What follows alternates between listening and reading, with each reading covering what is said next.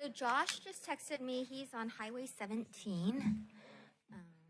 I'm sorry. He's on Summit. He's off of Highway 17, but he's going to Summit. So.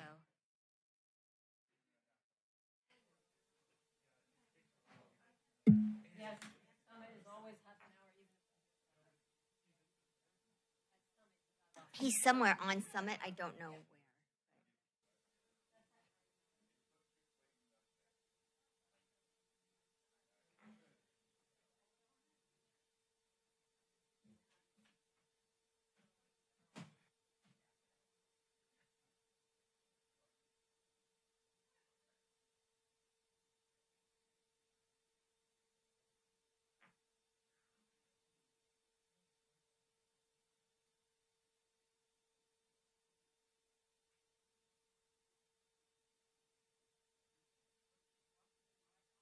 With Josh.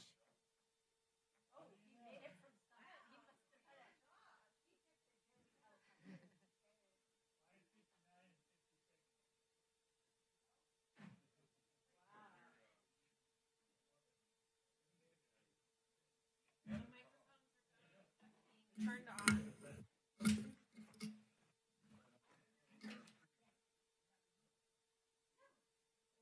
Okay. Yeah. Trying to fit a lot in.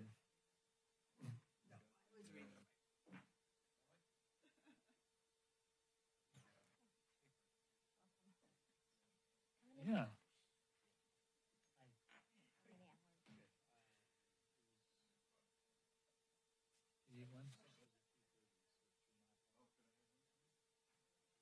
Oh, you know what? Mine just ran out of ink. Oh, wait, I got it back. I might need it back. Okay.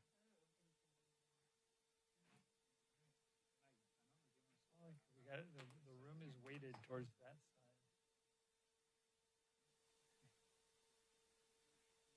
Thanks for coming, Josh. No problem driving over it soon.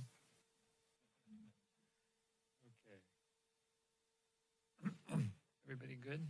You ready? All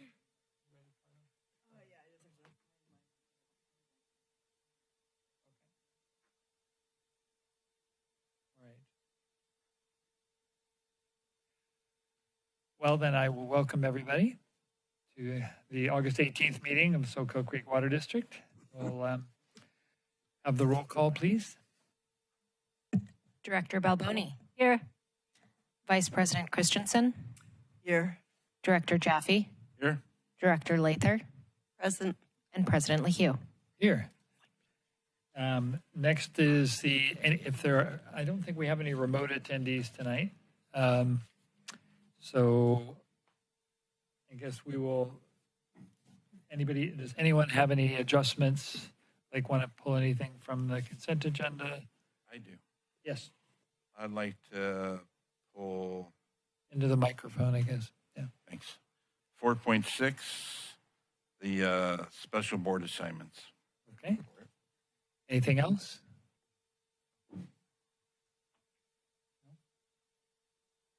Okay. So now would be time for public comment. This is for anyone who wants to speak on any items not on tonight's agenda. Scanning the room, seeing none. Any board comments not related to anything tonight? I have one as Yeah. well. Go for it. So it struck me in the last few meetings that there's been a lot of changes to our the way we determine how we declare stages. And I know it's not the time of year that we normally do this, but it may have some impact on agreements that we do, et cetera. So I'd like to get a review of the history of that and see where we stand now and make sure the board is on board, make sure the board is comfortable with the way we're doing it now. And, you know, our aquifers in transition. Historically, long-term overdraft, and now we have Pure Water Soquel. And so maybe the way we've been thinking about things no longer applies. So I'd like to see that it come back to the board. Can I add on to that? Sure. I would just love to also have knowledge of what other nearby water districts are doing. Do they have stages or not stages? If there's other models. Thank you. Okay, any other comments or questions? Okay. So then we'll move on to the consent agenda. If there were, other than item 4.6, which will come later now. I'll move to. I'll second. All right. Did you get that, Sophie? Yeah, okay. Been moved and seconded. All in favor? Yes. Aye. Aye. All opposed? All right. Consent agenda is good. So we'll move on to reports. Again, I'll look for public comment, searching, seeing none. District Council. Thanks, President Leahy. Just a reminder that the end of this month is the deadline for bills to make it through the process and go to the governor's desk. And then the end of September is the deadline for the governor to sign bills. So I know there's been a number of bills and legislation that we've been tracking through this year. In the next, probably my next council's report, we'll try to do kind of a summary of the ones and where they landed in the process. Thank you. Thank you. And there's a finance status report and the administration and business services report. Are you going to say a few words about them? Yes, Leslie is available for any questions related to the finance status report, but hopefully by now most of the information is pretty formatted and you're familiar with the way that information is presented. In terms of item 5.2.2, which is the bi-monthly report for the administration department and the finance and business services, I would just like to highlight a few things in the packet. Just a reminder, we will be having a board workshop on September 1st. I also just want to announce that Pure Water Soquel is being recognized as a project with an award of merit by the Engineering News Report magazine. That was just hot off the presses from about 2 weeks ago. And then again, I did just want to note that we did have 3 seats that were up for re-election during this election term. And on August 7th, the County Board of Elections Department announced that this board election would just move to an appoint in lieu of an election because there were just 3 people that ran. And so just wanted to note that for information on the record. We still are, as I just wanted to let the board know, since it is an item of interest that we're tracking, it is related to the ZEV and the California Air Resources Board regulations related to zero emission vehicles. There was the final regulation order that came out at the end of July. We are still going through what exactly that may mean to all of the agencies, specifically the Water District and California Special District Association's request that water districts be fully exempt, like public safety vehicles, was not fully taken, but they did add some language related to evaluating essential service vehicles. So we're still interpreting that, but I just wanted to let you know that for public disclosure, that the final order and the regulations are out. We do have quite a few recruitments that will be underway, so we've listed that out. And most importantly, from the HR standpoint, we do have news that we did hire a new customer service representative. Stephanie started with us, and we also have included in our packet that Pat Pace, our longtime accounting specialist, is retiring. So that's also to note. And other than that, if there's any questions, Leslie, David, or I are available, as well as Becca.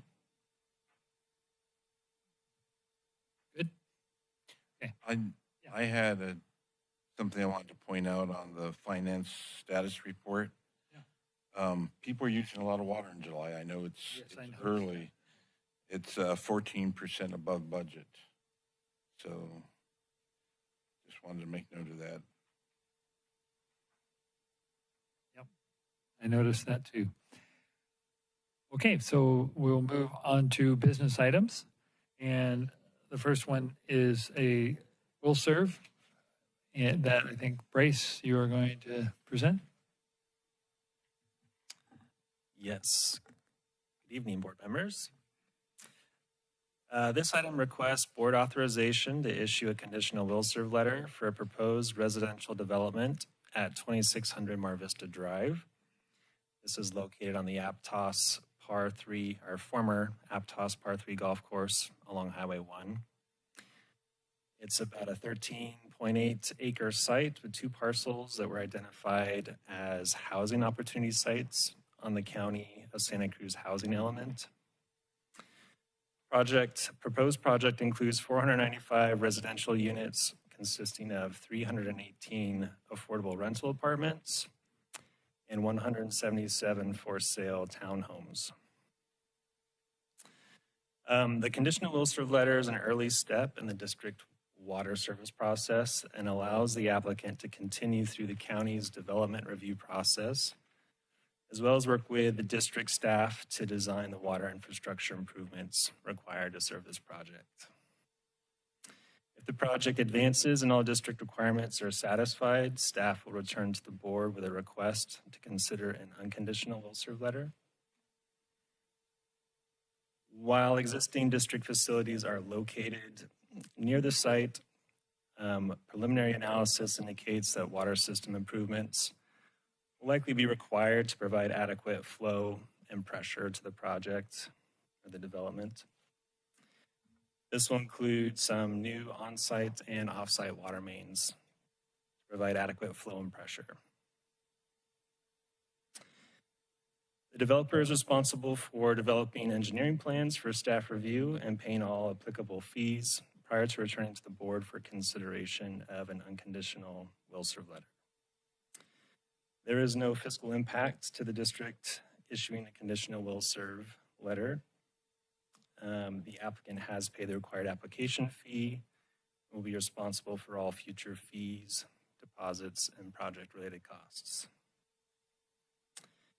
There is a motion to authorize staff to issue conditional will serve, which would allow the project to continue its process with the county planning department and further the design of water infrastructure.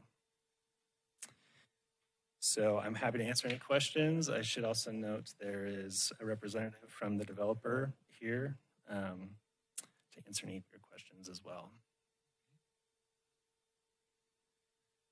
I don't see public comment unless you're planning to say anything or just answer questions.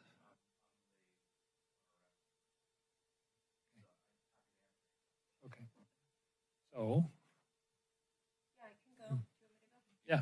Okay, yeah, thank you. I am confused about the number of units. The memo states 495 units, then 487 total units, and then another time it says 497 total units. Is there something about the units that you're not sure of yet?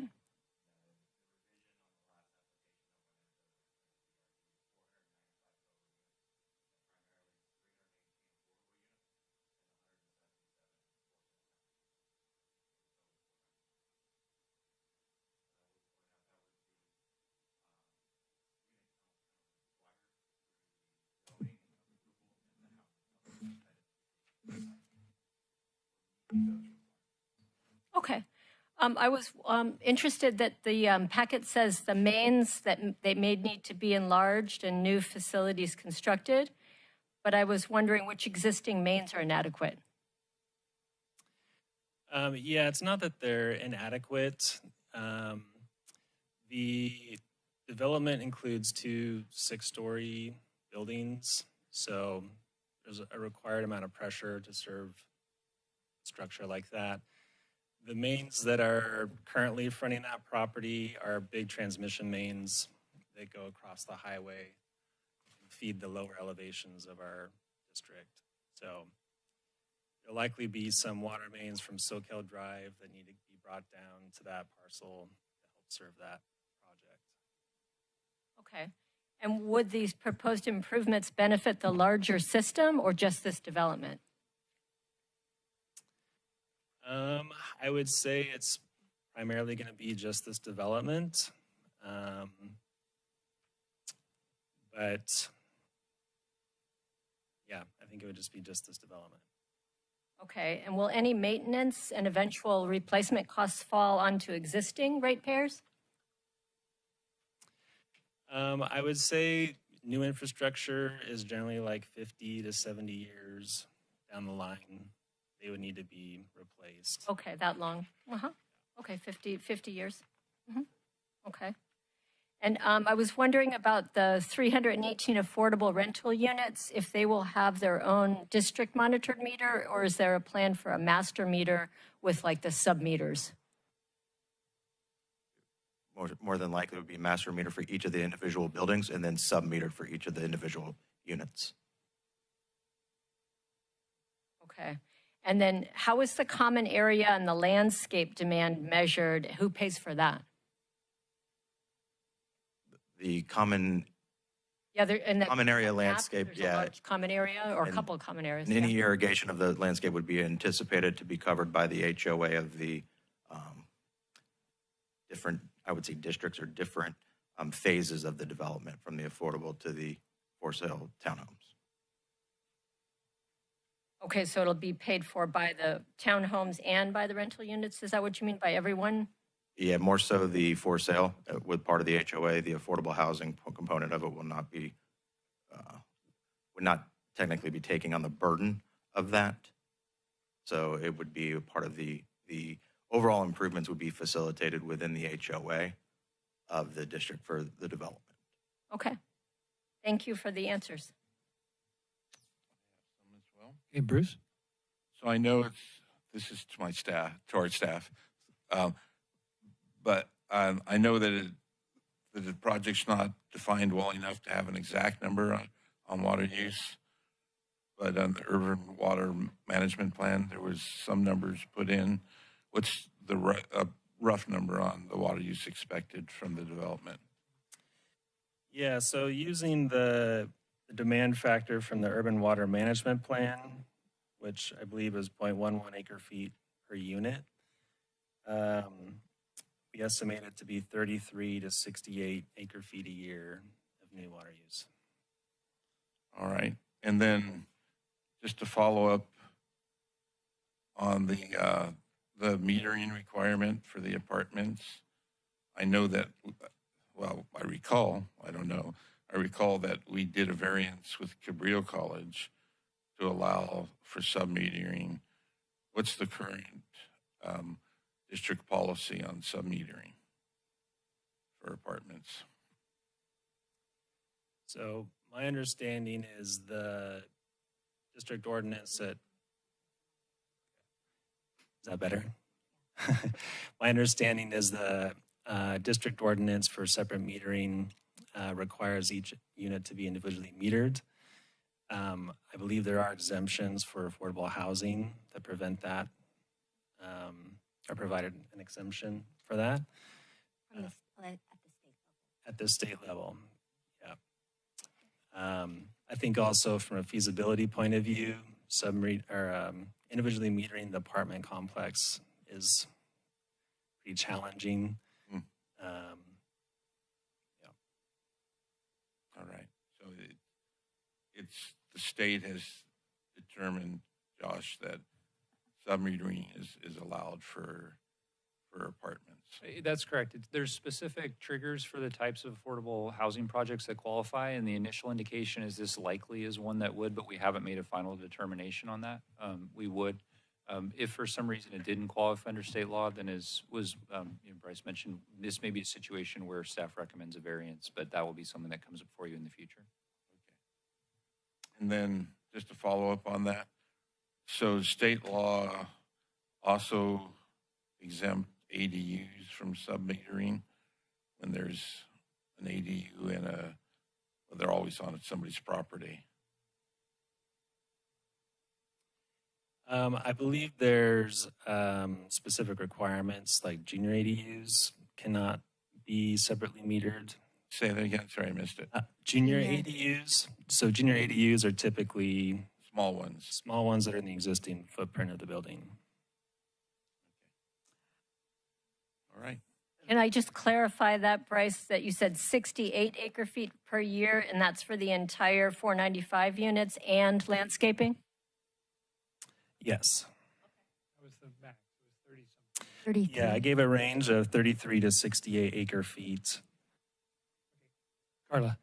Okay, I noticed, I saw the landscape plan and there's a lot of open space there. I mean, I think there's wetlands, but I was wondering if you had any outdoor amenities and who would be in charge of those. You know, a lot of developments, especially with an HOA, they have make provisions for Yes. recreation.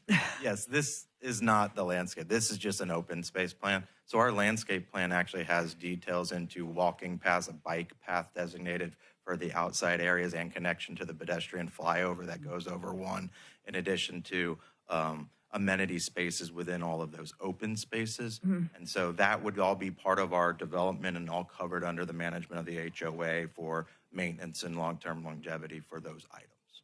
No swimming pools or anything. No clubhouse, no swimming pool. So and we're looking to facilitate the wetland area and its surrounding areas as a preservation area, and to keep our walking paths and stuff out of those areas for those reasons. Oh, okay. Where's Highway 1? Which side is that on? So southbound, so on the plan page, Okay, on the bottom. couldn't quite.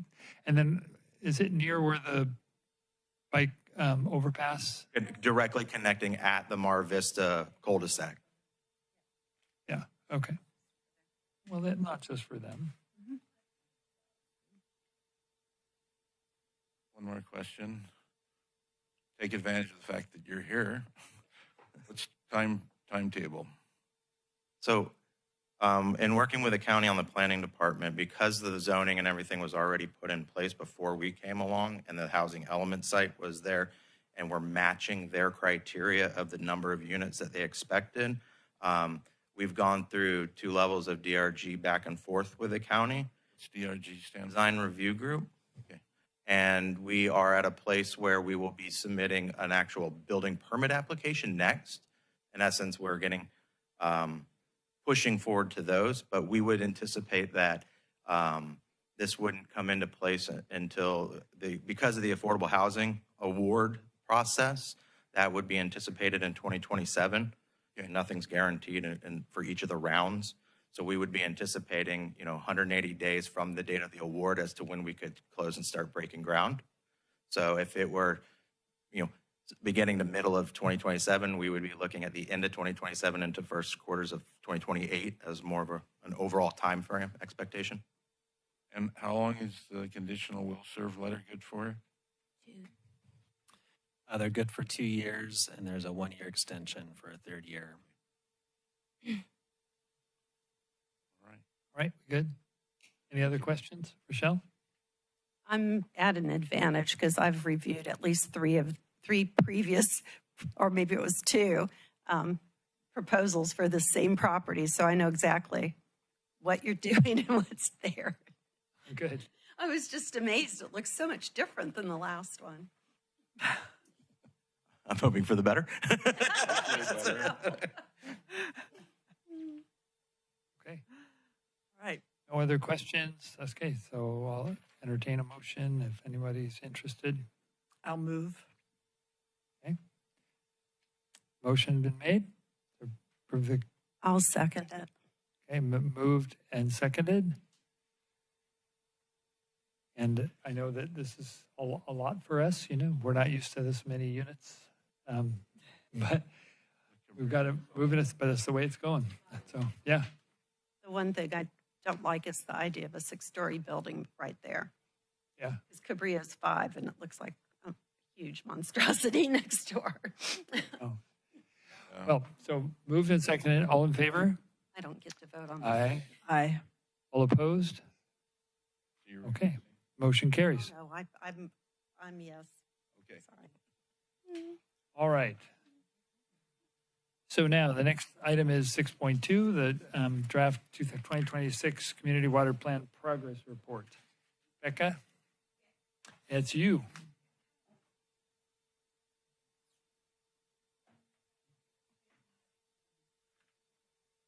There. Good evening, directors. So we're bringing to you the 2026 progress report for the community water plan. So back in 2014, a couple years before I actually started at the district, the community water plan was conceived with the community for the community about the direction, a roadmap to water sustainability. So originally it had the 4 options that the board was looking at to where we were going to get a supplemental supply of water. So desal down Moss Landing, groundwater replenishment, which turned into pure water Soquel, water transfers, and stormwater capture. Thank you. I was like, what's the 4th one? And then we had done updates in 2017, 2019, and 2021, and then there's just been kind of a long gap since then once the board chose pure water Soquel to go forward as our supplemental supply. So at the ad hoc committee, I had brought it up saying, should we do a progress report? Should we do a community water plan 2.0? You know, what do you think the board would like to see? And thank you, Directors Christensen and Balboni, for being on the ad hoc committee and working with me on this. And they're like, we'd really like to see a progress report. And luckily, I got to be at the last board meeting while I was working on this. And so I feel like we really kind of took your comments about messaging that we want to our customers right now, that we're not out of the woods. Pure Water Soquel is online, and we're still working towards sustainability. And so I feel like having that on the front page helped and kind of like right there out in our faces. So I would love to hear if you have any comments or changes or... Oh, yes. So the plan is to, it is a self-mailer. If you noticed on the back page, there's kind of a thing. So it's going to be folded in half and then in trifold, and we're going to mail it to every single customer and not insert it as a bill because we have a lot of customers now with e-bills. And we want to get it in people's hands and make sure like they see it. A lot of times people don't necessarily open their attachments when you get your bill in email. So it'll be mailed to everyone, and it'll also be available on our website to download, and then we'll also announce it in Quick Zips. Great. Thank you. You're welcome. Still don't see anybody here for public comment, so I'll welcome them anyway. But any board comments or questions? Nice job. I really like... I feel awkward doing that since I participated in it. Yeah, thank you both for being in on that. And Becca, I really like the way the message comes across on the first page. And I think it's short enough and concise enough. You know, people don't like to read very much these days. And so to me, with the kind of combination of images and, you know, and text, I think it should be very readable for everybody. I like it.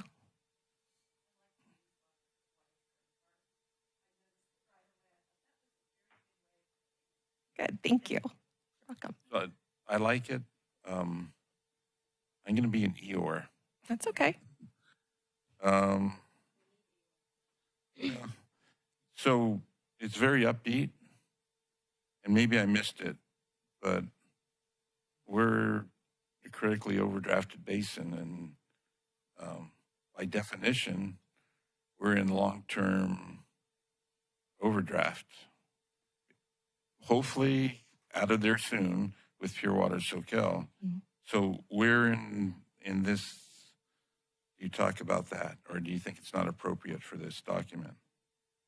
I would say there is a sentence on the very first page that says, while we have much to celebrate, our work isn't finished. We remain focused on aiding the restoration of our groundwater basin, adapting to changing conditions and regulations, continuing regional collaboration, and providing safe, reliable water for generations to come, as well as our work continues towards basin sustainability by 2040 in that third bullet are two places that I think are meant to address that.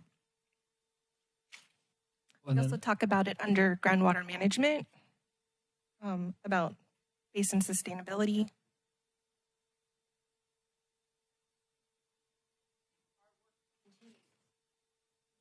Okay, well, We also still identify, Director Jaffe, that Pure Water Soquel replenishes the critically overdrafted Santa Cruz Mid-County groundwater basin. So we are identifying and still utilizing that label of the basin is critically overdrafted.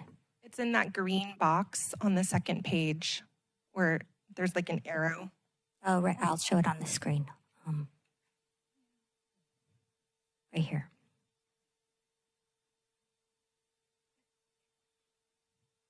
I was strategically putting it in places where I thought people would look quickly. And so like the green box calling it out on that page, on the front page, using water wisely.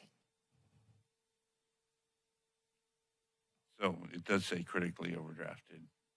Yes. Okay, well, I guess I'm in Eeyore.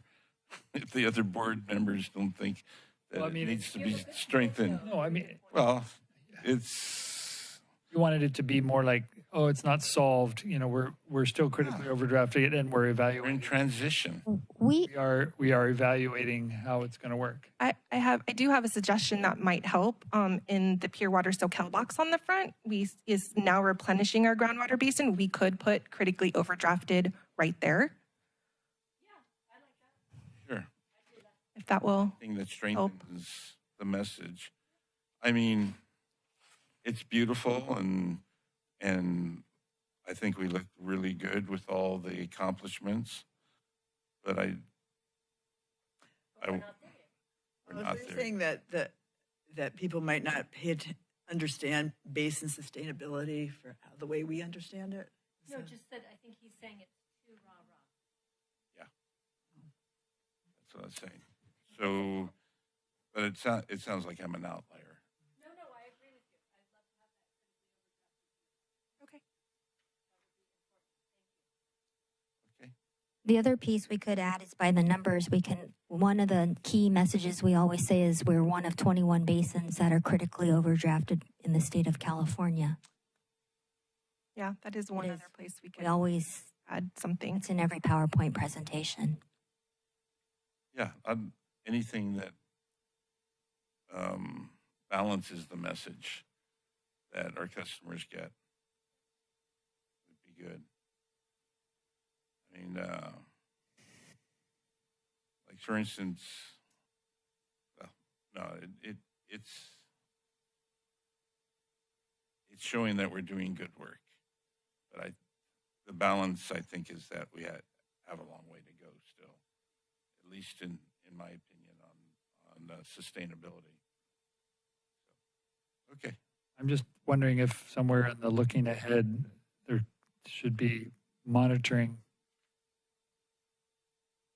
to see the effects Suggestion. because that's, I mean, we all want to look to that to see if we're getting what we plan to get out of it. And it is sustainably, I'm not sure how to word that, but in the future, I think monitoring to see how we're doing is really an important part of it. President Leahy, sorry. Goal, optimizing Pure Water Soquel and continue in order to achieve our goal for replenishment of, it says it a number of different places, but I feel like it would be worth saying it again, that the plant is a long-term project to replenish, but it can probably be reinforced in the sentences and throughout. Yeah, somehow make it not sound like it's a done deal for sure. Like it's just like we're doing all the right things, but we still have to monitor and we still don't know for sure, and so have to be careful. Yeah, I appreciate that too, but I think just repeating it everywhere. So Well, all I know is that I don't watch the news anymore because of the repeated bad news on the same stuff. And we don't want to make that mistake either. no. Because No, we don't. I'm like, I'm done. Anytime I see anything that has anything negative to start with, I just throw it in the recycling rather than read it. No, we don't want to go negative. Oh, It's a balance. It's very positive right now, and just I think adding those few extra things when we ask for more money. Yeah, well, we are on the right track, but it's true. This is a long-term effort. Yeah, And we're in we- transition is the way I like it. So maybe continue to optimize Pure Water Soquel and continue to restore the groundwater basin, which is what we've been harping on for 40 years, I guess. Thank you, Ed. It's really nice, and sorry for the Eeyore comments. no, I think you make a good point. I appreciate it. Thank you. It's just you want to, like, whenever I even write anything, kind of see if the tone is right, and if you're getting that little bit more careful message in there, however it's worded. Yeah. So here's a trivia, very silly question. I'm looking at the picture of the tour center. Are the butterflies really on there now? Yes. Yeah. I have to go by. Go take a picture. Yeah. That's why we put it on the garage, so the garage like door, so people can take a picture anytime they wanted. I like it. Yeah, it looks really good. Okay, so that was just With my red bud, what you want to go visit it. the tree. The tree, yeah, I'm going to put a little plaque there, suggested by Rochelle Lather. you should. Yeah, We don't want to give all the history. Yeah. we don't. See, you're back to the Okay. thing where I'm going to recycle it. All right, so we good? Yes. Okay with that? Yes. All right, so the next item is to receive information and input on the draft interagency agreement with the city of Santa Cruz. So I think this is a combined effort. So it's Melanie and Josh and Leslie. So a lot of work's gone in, and then Brent's here because he's got a perspective that probably no one else has at this point.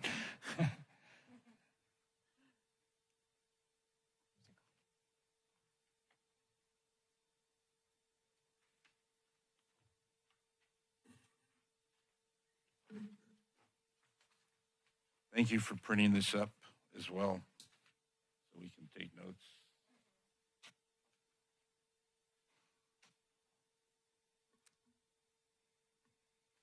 Thank you. We do have a PowerPoint presentation, and there are copies at the dais. In addition, the presentation will be a combination of myself, Josh Nelson, and Leslie, who will come in and talk at their appropriate times related to more of the business terms that we are working on with the city of Santa Cruz. And then there's also a financial aspect. So as discussed in the staff memo, we have been working on a draft interagency agreement with the city of Santa Cruz. Our purpose tonight is to review the primary business terms in the current agreement.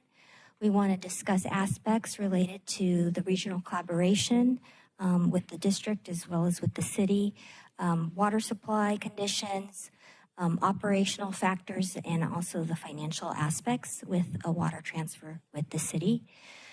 We also will be going through several of the business terms that are currently at a point in the draft agreement where we would really like one to provide that information to the board and also to get input so that we can further discuss items with the city. And then, of course, tonight, as you can see, this is not necessarily a page by page of a draft agreement, but more focused on policy issues and high-level topics associated with the core components of the agreement. Let me just kind of reduce this a little bit. So I just wanted to focus a little bit in setting the stage related to collaboration. We had a public advisory committee meeting last week and received some input from our public advisory committee members that we're actually going to be bringing to the September 1st board workshop. But there was a question related to collaboration, and I just wanted to kind of share that data point with the board. These were actual sentiments from the Public Advisory Committee members. Collaborative agreements with other agencies and municipalities is imperative. More groups working together in a cohesive direction, cooperating can get us all further. Different agencies all tap the same underground aquifer. Coordination can help protect the resource for all. And then the one at the top says collaboration provides learning. Since 1976, the city and the district have partnered into at least 19 formal different agreements. Again, some of these include the surface water pilot with the city of Santa Cruz that just expired this year. We have a mutual aid agreement with the city of Santa Cruz. We also have source water for Pure Water Soquel, the site use at the Santa Cruz wastewater treatment plant, and the use of their outfall. I just want to, just a quick note, Melanie sent me a copy of a letter that I signed back in 2011 wanting to collaborate with the city. Good job. It's just 15 years ago. Well, some things move faster than others. Again, you know, as I had that snapshot in that previous slide, we also just started to expand a little bit. Again, these are just highlights, but while that last slide showed 3, some other ones that we were talking about and have been working on, you know, currently, there's still the Cooperative Groundwater Management Agreement.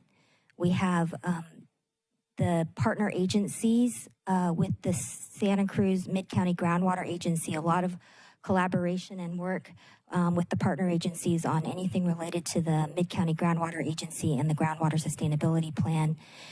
And then I did want to just add, you know, obviously recently too, there's been a lot of effort related to the regional optimization study. That was a report and effort that received grant funding through the Mid-County Groundwater Agency in 2022. So Melanie, is the Cooperative Groundwater Management Agreement, is that where there's a limit on how much groundwater the city can extract? There are parameters in the Cooperative Groundwater Management Agreement that does have volumes associated with both the city and the district. That was done in 2015 as a way for us to do some shared management of the basin. In terms of the regional optimization study, the last report that I mentioned in the last slide, I did just want to take a pause and, you know, note thank you to Dr. Haddad, who's in the audience tonight, who's worked with a major component in that optimization study was related to collaboration with agencies working together on shared solutions.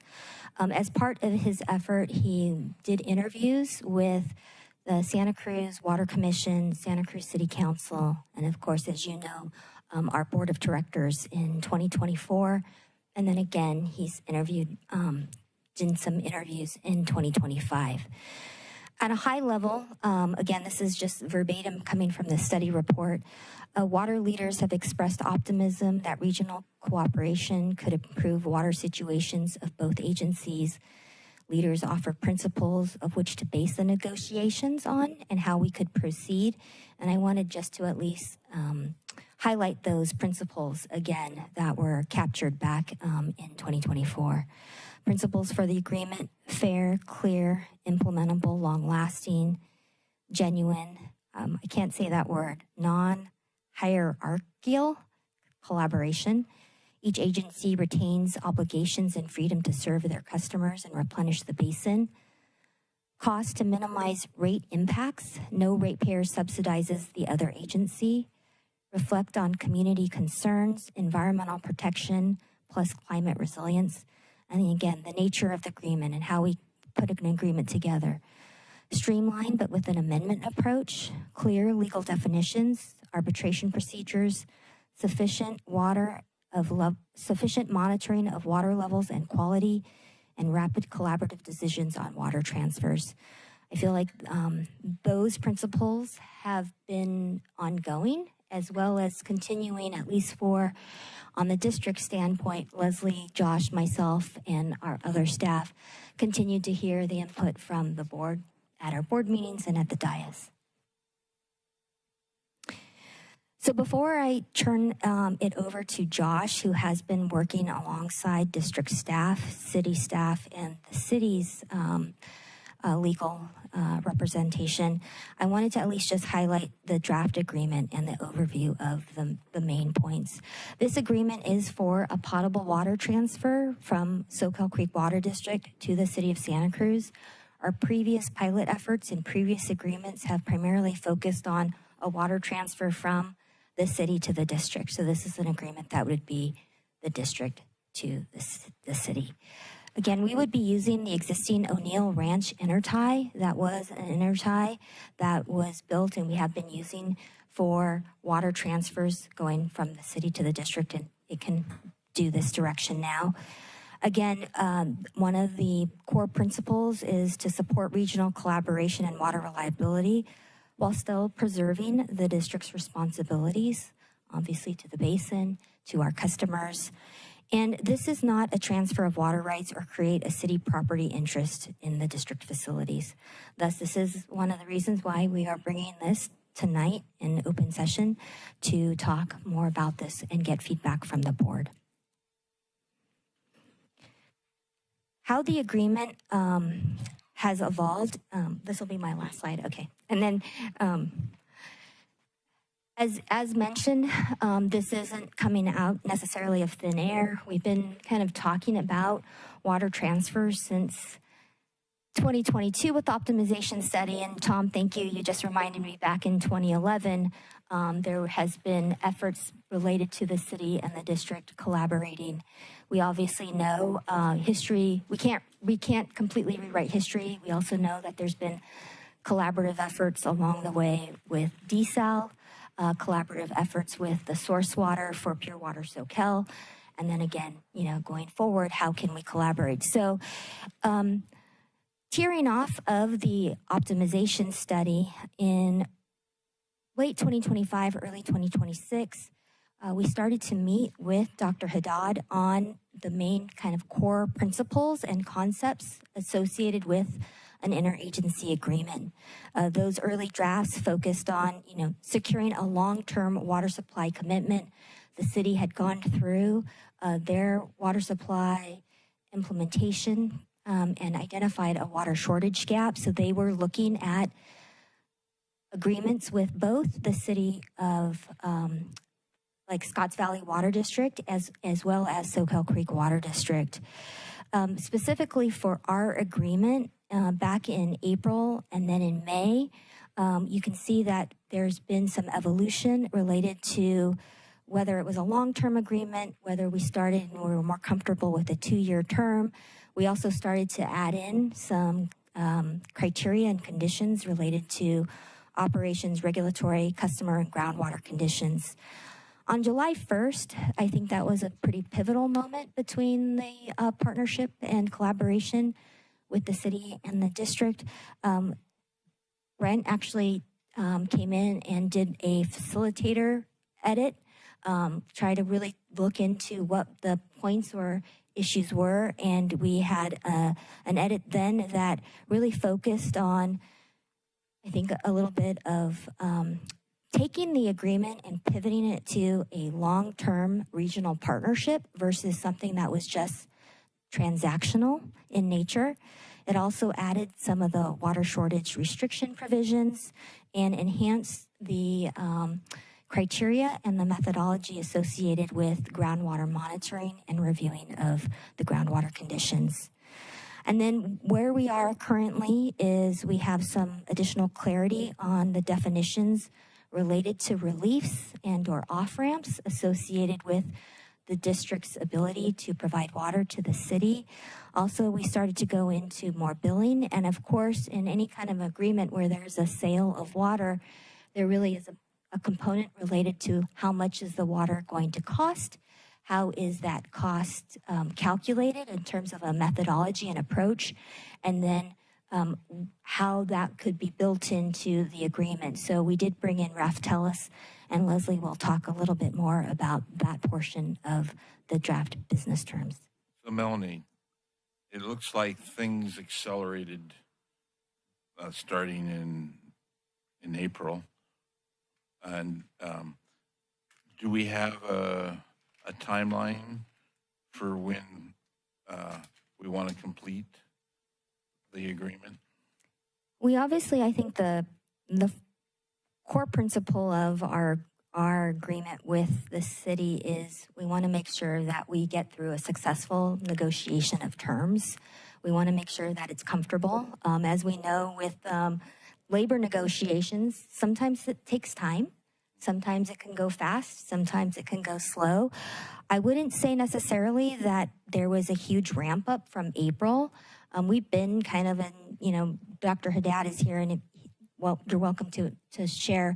I think that was the point where there had been a lot of discussions, and Brent felt it was time to put some stuff on paper. And so that is kind of why in April there really was a time. We looked at many different types of agreements. That was one of our efforts was, we shouldn't have to reinvent the wheel in terms of water agreements, wholesale water done either through agency to agency or agency to private entities is up and down the state and all around.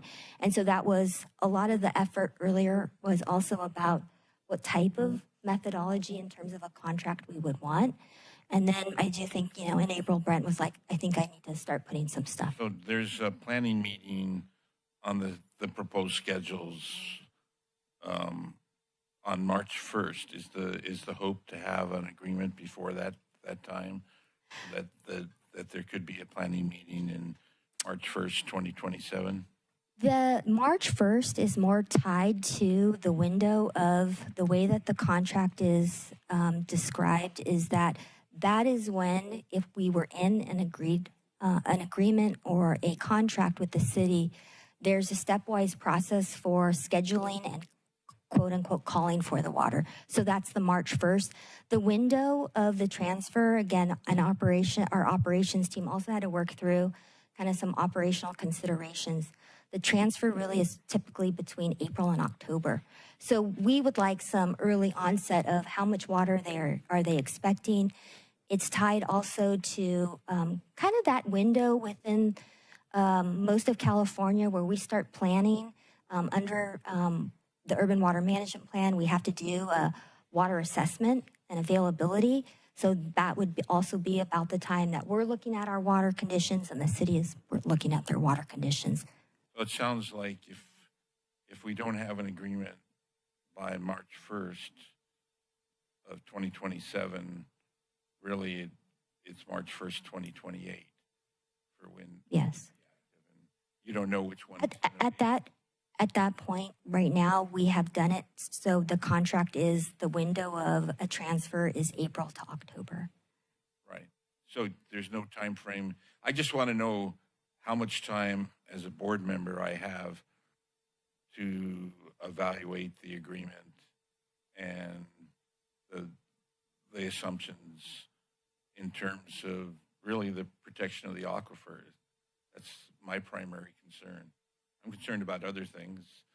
I think it'd be great to help our neighbors, and I think there would be a benefit in terms of decreasing what our customers have to pay. Although it's not a huge amount, it is something. But my primary concern is the Pure Water Soquel project was built to stop seawater intrusion, and I want to be able to know that we've evaluated that in light of water transfers. So it doesn't sound like there's any time frame that I have to be concerned about at this point. I would say my follow-up response to your question is there are things that we need to do before an agreement gets in place. One, the negotiations has to be complete. The contract has to be, I think, approved by both parties. We also have environmental review on this. The city of Santa Cruz has gone forth with doing the CEQA associated with this agreement and the transfer of water. That needs to be done. Again, that would be a precursor to any agreement moving forward. We also have to finalize the components. Again, the cost is also something that we need to really sit down and negotiate with the city. We've not talked about that. And the quantity of water that we're able to transfer. Absolutely, and those are. And you're jumping to the meat of it, and I'm happy to switch Sorry, over to sorry. Go ahead. to Going, keep I'm happy to switch to Josh because those are exactly a lot of the terms included in the agreement. No, it's great. Yeah, I should mention I met with Brent. Was that yesterday? Jeez. And so I've had a preview of this, so I'm probably ahead of the other board members. I am. You did have a preview? No, I don't want to give it. No, thank you. But I do. Yeah. And you've been keeping track. So I hadn't been keeping track. So this has come as hard and fast to me that's this far along. I just want to make sure that I have time, and it's my responsibility as a board member to make sure that any water transfers doesn't jeopardize the Recovery health of the basin. the health of the Yeah. primary research. Josh did just want me to make sure that I have clarity. If we can get to resolution or agreement or consensus on the business terms, the CEQA is done, there is an opportunity that the earliest would be March of 2026 2027 would be where we would work So towards that. there is that hope. That's our hope. But I think that's really kind of the point to Melanie's setting this up. That's really what we're looking for this evening, right? I mean, if the board is like, hey, we're interested in potentially moving forward, but we don't want to see this start until 28 or whatever date. I mean, that's exactly the type of feedback that we want. need this evening, because I think at least at the staff level, the anticipation was, we may get to a point where, assuming the board is comfortable, we could have a signed agreement this calendar year, which could allow a transfer next year. Again, we're not suggesting that's necessarily, a requirement, but the type of feedback that we're looking for as we move forward with the city. So I'm gonna, as Melanie mentioned, cover the business points, and it'll be all the business points with maybe the most important one, the exception, most important one, which is the finances, and Leslie, of course, will cover that. So the biggest picture business point that's non-financial is just the amount of water that's being transferred. And the initial agreement anticipates 550 acre feet per year during the first 2 accounting years. And then there would be an opportunity, or there'd be a requirement for a meet and confer process and an opportunity for the parties to discuss potentially increasing that. Any increases would be subject to agreement by both the city and the district. On the last bullet point there's a reference to all delivery commitments are conditioned upon there not being an Article 12 relief event. We'll talk about that in a couple of slides. That's sort of an important concept that we built into the draft that would allow us to reduce or potentially suspend water transfers in years where there's adverse effects to the groundwater basin or other situations. I think it's important to think about that in the context of the term. I mean, I think, based on some of the comments we've already heard and, things that we had anticipated the board would be concerned about, we really have tried to structure the draft in a way to give a little bit of ramp up time as the project, continues to move forward and we see how the basin responds. And when it gets to the amount of water being transferred, you really see that in 3 different ways. First, in the amount of water. So, 550 with the potential for more in in future years if it made sense for both parties. The second, that Article 12 relief event provisions, which we'll talk about. And then third, to the next slide, the way we've structured the draft term. And then before I keep going, please stop me. I mean, we really are looking for your feedback, and each of these in some ways are sort of discrete points. And so if you have any questions, comments, stop us and we can discuss. So on the term of the agreement, kind of what I was mentioning as far as a ramp up, it's really, again, depending on when the agreement is signed, essentially a 2-year initial term with an opportunity for either party prior to June 30, 2028 to give a 1-year notice to stop the project. So in some ways it's sort of a pilot. After that period, and assuming neither party has done that, then there would be a 5-year period where during from 2028 to 2033, the district would have the ability to send a 5-year notice of termination. After 2033, at that point, our position has been that we probably have a pretty good idea about how this relationship has worked, and at that point, a longer-term commitment by the district may be more appropriate. And so for any termination notices after 2033, up until the expiration of the agreement, it would be a 10-year notice. And then as a note on the last slide there, the agreement would sunset in March 31 of 2075, absent further increases. Just to talk a little about how the mechanics of those 5-year termination notices would work, we provide the notice and then we're on the hook for the period of the termination. So 5 years for that interim period, 10 years beyond that.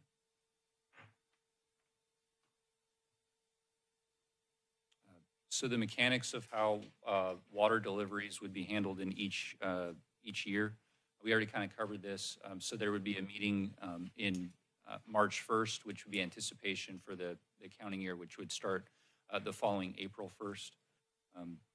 By March 15th, the city would provide a request for the amount of water in the schedule in which they would like to see it.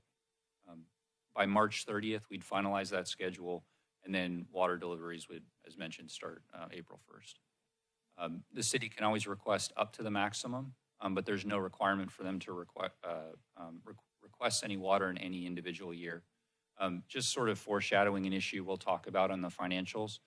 It is possible for us to structure an agreement where the city has really an obligation to take water, or they pay for it whether or not they take it. We have intentionally not built the agreement that way because we'd like to not create an incentive necessarily for the city to take water in years when they don't need it.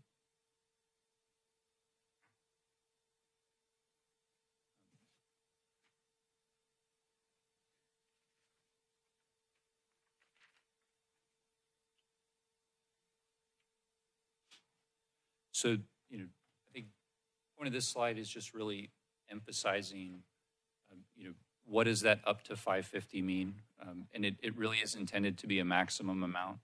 And while the anticipation in the agreement is that we would provide up to 550 if requested in each year, there are recognitions in the agreement that there could be situations that arise that prevent us from doing that. So it could be the Article 12 relief events we talked about. It could be situations where the plant is offline for a period of time, and so just from hydrological conditions, it's impossible for us to deliver the entire 550 in a compressed time schedule. Those sort of eventualities are built in. In addition, there's some discussion in the agreement about what would happen if we return to a stage 3 or a stage 4. And the agreement clarifies that in those situations, the city would be subject to essentially equivalent restrictions that are applied to our customers to ensure parity. Next slide. So this a little bit more in depth in the Article 12 relief events. I think Melanie has on the tile there's safety valves or safety levers. I think that's a really helpful way to think about this. What they are, and I won't read them, I think they're on the slides, is a series of conditions that if they occur, they trigger a process to require a conversation between the parties. So if we have an adverse event, there's an obligation for us to meet and confer and see if it can be resolved. If it can't be, resolved, then the district has the ability, to temporarily reduce or suspend water transfers, and there's an equivalent reduction in the fees that are owed. I think again, it's important to note that this provision exists in addition to our ability to opt out of the agreement. And opting out of the agreement isn't necessarily intended to be a substitute for this, right? It's a recognition that there may be, even in long-term relationships, short-term situations that arise that require some adjustments between the parties. Next slide, please. Yeah. Just that the two errors that are being shown, the next two slides are just going to go a little deeper into, those topics. Yeah, thanks, Molly. So I mentioned this one a little bit in the last slide, but just to provide some additional information. So if there's a situation where we declare a water shortage, then that triggers a relief event. And we have the ability to impose restrictions on the city equivalent to those that are imposed on our customers.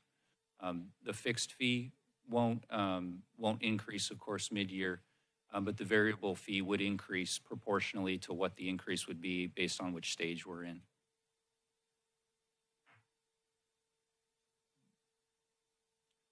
And then on the Sigma and GSP issues, first, the agreement requires annual reporting by the city and district about just how the groundwater basin is doing.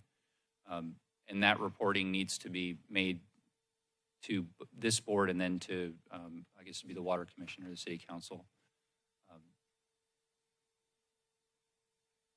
And if there are undesirable results exceeding 2 years, that's automatically a Article 12 relief event that would go through the process I walked through a couple slides ago.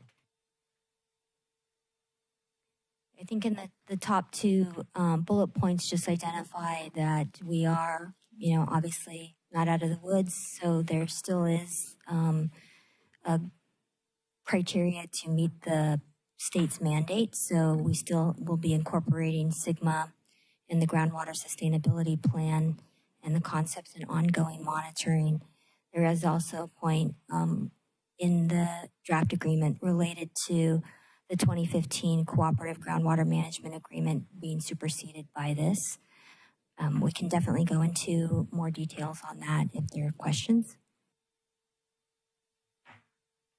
And that's actually my last slide, but be happy to answer any questions on the deal points, not including the finances.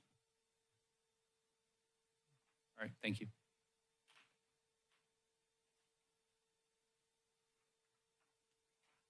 So I'm going to talk a little bit about the pricing options and the cost of service study that we had Raftellus perform for us. Once again, I realize that basin sustainability is our primary goal, but other ancillary goals are, cooperation with our partner agencies, our neighbors, helping neighbors in times of drought, and anything that we cost share in something like this is money that our ratepayers or customers don't have to pick up in their rates. So I'm going to talk a little bit about the cost of water and our pricing options again from Raftellus. They took a look at the cost of service to provide this water from Pure Water Soquel, and this is similar to a cost of service study that they would do for Prop 218 rates. This is not subject to Prop 218, but the methodology is quite similar. They take a look at the costs associated directly with the Pure Water Soquel components, the tertiary treatment facility, the advanced water purification facility, and the SWIP wells. And so they looked at our O&M expenses, what we would pay Jacobs to run our facility, any of our chemical and electrical costs that we pay to run the facility. We also have our debt service and our capital expenditures on any improvements made to those facilities. And those all go into what we directly pay for Pure Water Soquel. So they took those costs, and to those they added the extraction costs for the water that we pull out of the SWIP well, or for the water that we pull out from our production wells to be able to send to them. And that's primarily going to be, pumping power and pumping costs. And then we have our water transmission costs, and that's on top of the other two components.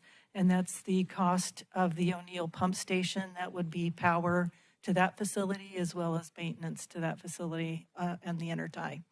So those are the costs that they all pulled together to determine what the pricing would be for this wholesale water.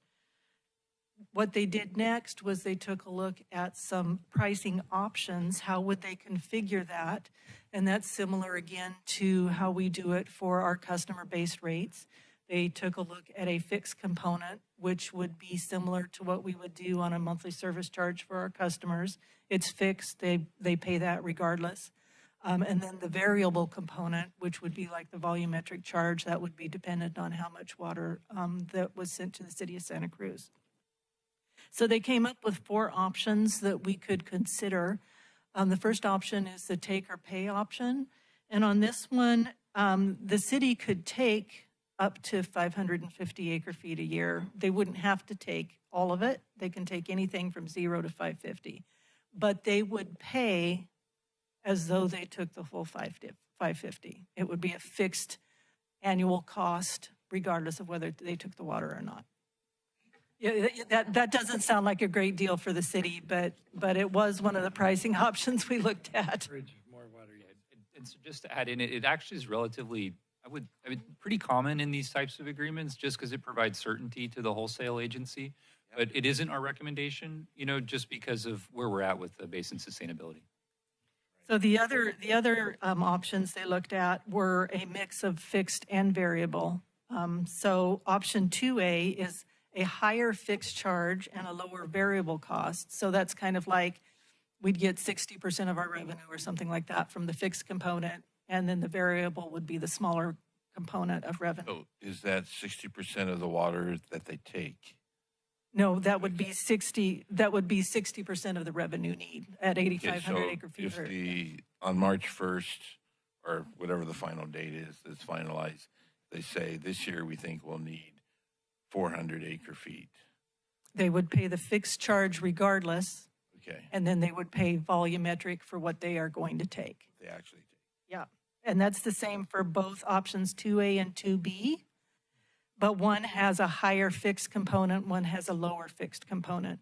And I said 60%, that's what we have on our customer side. That's not necessarily the cost allocation that they did for this. That was just an example, yeah. So they could take anything from 0 to 550 acre feet. They pay a fixed component, and then they would pay a variable component for the amount of water that they take. And then the option 3, or the last option, is like a rollover or a banking option, similar to your cell phone minutes. If you don't use them, they roll over to the next period. So they could take 0 to 550 acre feet, but what they don't take in year 1 rolls over to year 2. And there again, that's based on a variable amount with a fixed component. Just like Josh mentioned, related to option 1, the take or pay, option 3 is one that would provide, fee recovery, as well as maintaining the water that they're purchasing. We didn't really feel that option 3 was an option that fits where we are currently in our situation. So again, we wanted to present that Raftellus provided a suite of 4 different options, but really staff is wanting to present more and is recommending option 2B to further describe how pricing and structure could be within this agreement. It's the most conservation signal. So the next slide kind of shows the breakdown of the cost per acre foot of the 4 options that we just discussed. This one says option 1, 2, 3, and 4. It should be option 1, 2A, 2B, and 4. But, or 3, I mean. But you can see where the total unit cost per acre foot is the same for all of them. It's about $8,500 per acre foot. And that's based on those cost components that we identified, the direct costs of Pure Water Soquel, the extraction costs, and the transmission costs. But it's broken up in various ways. For the take or pay option, they would pay $8,500 an acre foot for 550 acre feet, regardless of what the amount of water they actually took. Yeah. So option 2 is the higher fixed fee and the lower volumetric fee. So they would pay $6,500 an acre foot for 550 acre feet, and then $2,000 an acre foot for the water they actually take. Same with option 3 or option 2B, but it's a lower fixed charge and a higher volumetric. And then the banking option is the same rate as option 2B, but they could have rollover minutes. So the next couple of slides that we're going to look at real quick. Stop you there. Oh, absolutely. So the base fee, back a couple of slides, it had debt service, capital expenditures, pay and go, and O&M expenses, fixed and variable, showed up in the water extraction costs as well as in the direct costs. Right. So so the plant is, pick a number, 140 million. And so how does that cost of the plant enter into the base fee? Is it The debt service. Right. Because obviously we wouldn't charge our customers for something that we built at no charge, which was grant covered, right? We would only Wasn't it bill them. grant covered? No, we would only bill them I see. So for the you're not amount that charging we for the either had to grant- pay. Not charging for the grant portion. Right. You're charging for the debt portion. The debt or what we have paid out of pocket that's not covered by the debt. That's what we're charging in direct costs. And then the O&M expenses, they show up in extraction and in direct costs. Yep. So how's that? Explain that one. So our O&M expenses for the direct costs are primarily the cost for Jacob's contract, plus the AWPF chemicals, power, all of that kind of stuff that's not covered under the Jacob's contract. That's all direct costs for Pure Water Soquel. The water extraction costs are our pumping costs to pull 550 acre feet out of our production wells. Gotcha. And the transmission costs are the power to run the O'Neill pump station and the intertie maintenance. So, these are all justifiable. Yeah. And they don't roll dollar for dollar into this based fixed fee and variable fee. That's just all of the cost. Those are the cost buckets that are all combined in the pie. And then they've taken and split the pie into 4 different options. So I don't expect the water transmission costs to change over time significantly. Maybe a little bit. It's a variable, if they take 50 acre feet, that's going to cost less than if they take 550 acre Debt feet. service, that doesn't change. That's static. That's static. That's a fixed charge. And capital expenditures, it doesn't change. That's pretty much fixed. So you're very, The fixed, if Jacobs wasn't the operator, that would change if we had a different model for that. it would still be primarily fixed. We'd still have to staff. Right, but the amount would change. Right. It wouldn't be the cost of the So Jacobs contract anymore. The thing that will change over time mainly is the O&M expenses. Mm-hmm. That's because power will change over time. The cost, Is that the biggest part of this? Power and chemicals are probably the biggest component of our operating costs, except for the Jacobs contract. Yeah, that's all in there as part of just I'm just trying to turnover of product. get a relative I think size of these different components. I think I would say that the capital expenditures, not necessarily fixed, but we would have to go out. We're assuming, again, if there's in in the years forward, if there's infrastructure improvements at either one of anything associated with Pure Water Soquel, if we decided to do some sort of enhancement project on a treatment, we want to make sure that that's encumbered into this cost and that's just not burdened by the district, but it's included in the formula. So I have Good. I'm just asking as I go along. Well, I am, yeah, Forgive me if I'm on, from asking. no, you weren't. I just thought I'd jump in there. I just There was made a it. chance, right? I just made it. I think there's some confusion for me on the slide 17 and 18. And what it is the options, okay? I think they need to reflect what was on 16, the same options, and not be named something different, especially on 18 where it says option 3, drought interval. Yeah, that's that rollover. Yeah. Yeah. And I was like, what does that mean? Yeah. These are Raptelis' slides. And so, yeah, that's the rollover, option 3. Okay. Yeah, the naming needs can to stay definitely the same change because that. I start thinking. Yeah. And, you know, you may say the right stuff, but I'm thinking because I'm looking at that. Yeah, I would go ahead and just look at option 1, 2A, 2B, and 3. And then on 17, you know, you only have option 2. Yeah, and it should And then you have a base fee, which probably will be different for 2A and 2B, right? yeah, option 3 is actually option 2B. Okay. Option 2 is option 2A. Okay. And option 4 is option 3. Yeah. Okay. And option 3 is it says drought interval, but that's the rollover. Uh-huh.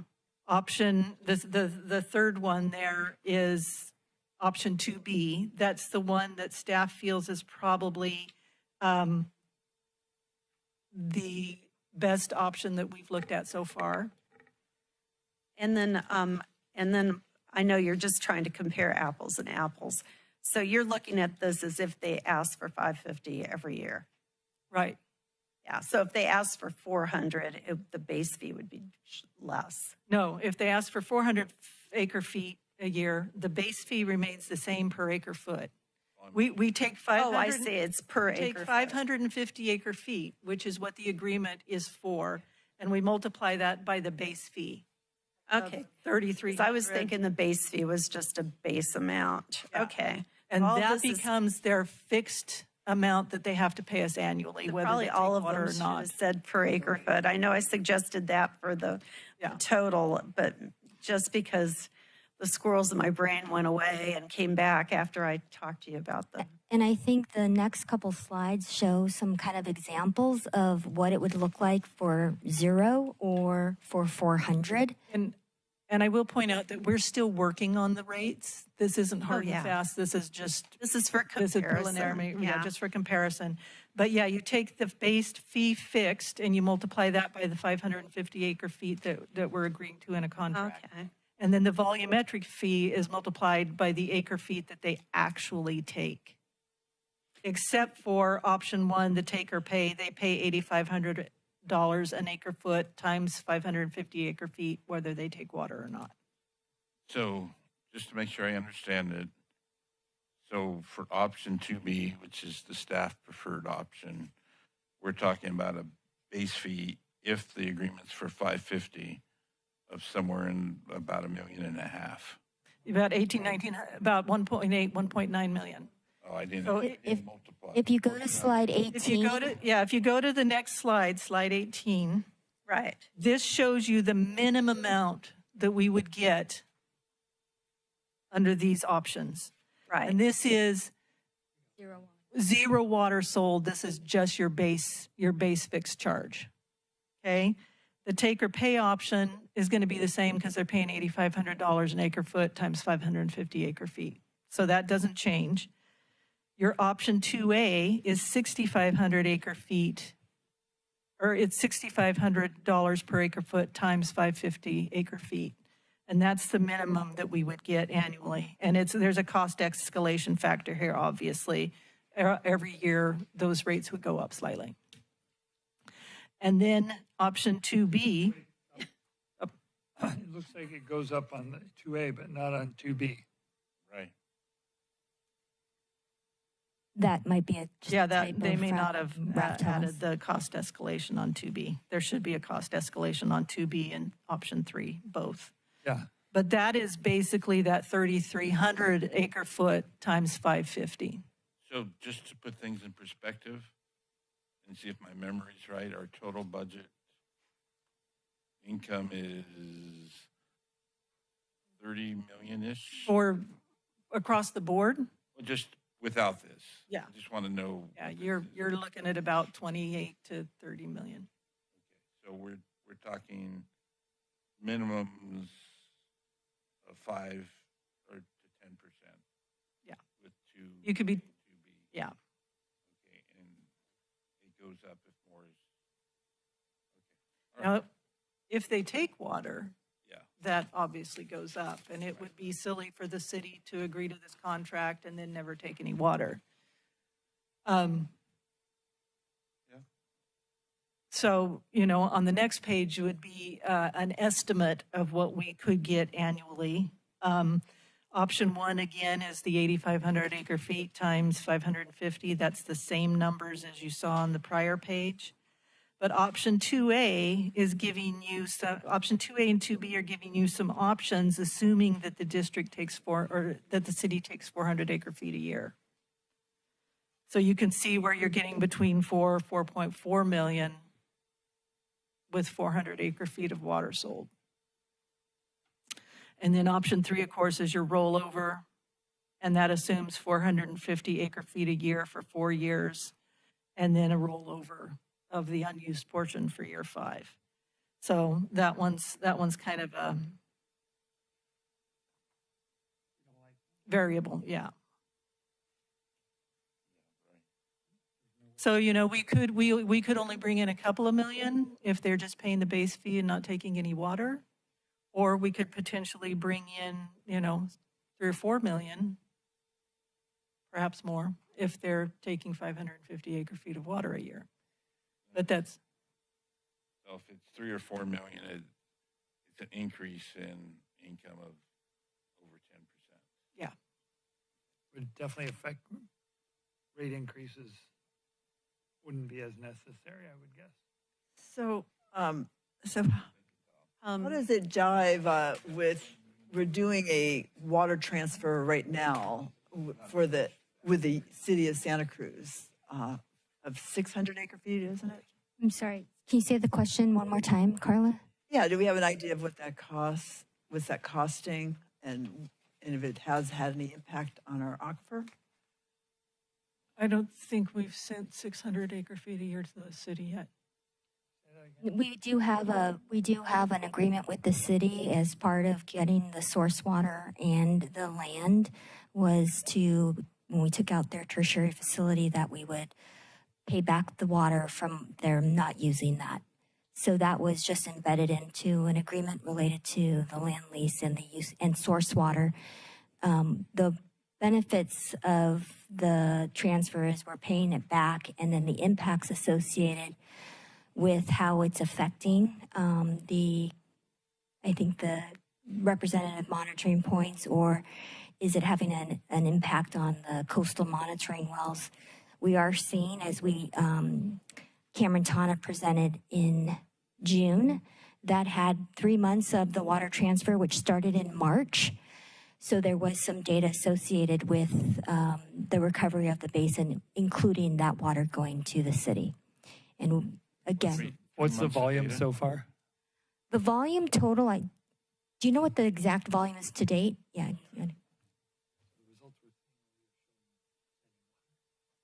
included Yeah, I'd like to see. We've been tracking the water, we've been exchanging back and forth with the city. We've taken some water from them and given some to them over the last couple of years. And right now, for the transfer that started in March, we're at about, I don't know, I think 1 million gallons. So I think we're in like the 110, 120 million gallons transferred so far. But the amount we owe the city currently is about 63 million gallons as of, I think, the end of July. if we continue to transfer at the rate that we've been transferring water to the city, we'll be even with them in October, early October, late September. We won't owe them any water. So, And the total is approximately, if I convert that to acre feet, is somewhere just over 600 acre feet of water.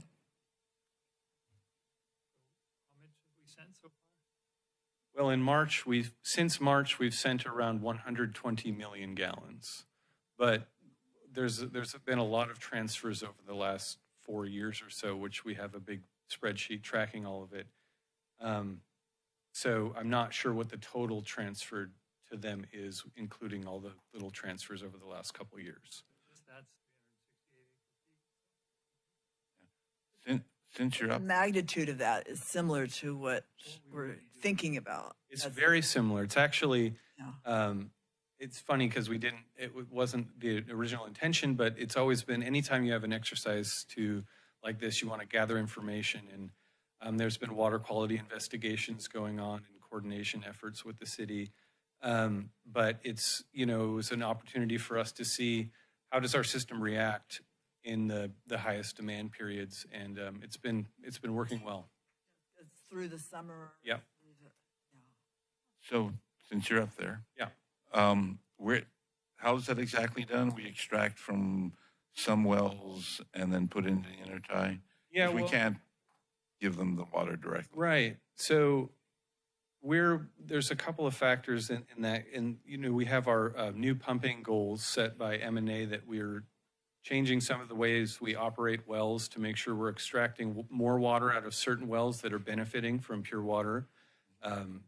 And so we're making sure to strategically pump to, take out the water where it's being put in. But it's not like the water comes from a specific well. So our transfer station is at our north end of the district, and we're able to transfer water from sub-area 3, 2, and 1, kind of all the way back and forth. And there's different operational scenarios that we kind of have to move water in different directions. So it's not coming from a certain set of wells, but in our overall production, we are closely monitoring our pumping efforts to make sure that we're in line with the pumping scheme that M&A gave us. Right, okay. So it's increased pumping in, Strategically strategically increased pumping, yeah, in Which we those would be areas. doing with the transfer or without the transfer. Yeah, but in general, it's pumping more from closer to where the SWIPs are. That's correct. Okay. Makes sense. And then 1, 2, and 3, we have a 4, right? But Yeah, we're not we're not yeah, we interconnected. send water to 4. We don't pull out of 4. And that's Seascape and, Well, no, that's the sub-area 3 is San Andreas, Bonita, where we're building the Chrome 6 plant. I see. Sub-area 4 is like The Selva. Selva and down at Cannondale Sol. So that's all gravity fed. I see. And then in terms of the cost, have you noticed, has there been are you able to take the increased costs from this extra delivery? Because we have our own Part of the water consumption, and then we have that. Yeah, Nick was able to provide the pumping costs from the O'Neill pump station. Yeah, so what we owed Santa Cruz was just gallon for gallon. But we're paying for the power right now to send that water. Right. But the cost of pumping O'Neill water to the city is realized within the agreement in the power and chemical and operational costs. Okay, so you have a pretty good grip on that. Yes. So, okay. And so Thanks, just, Nick. just to kind of get a temperature gauge here, are you guys thinking that you kind of like the option 2A, 2B configuration a little better than the rollover or the take or pay? Yes, 2A or 2B. 98 degrees for me.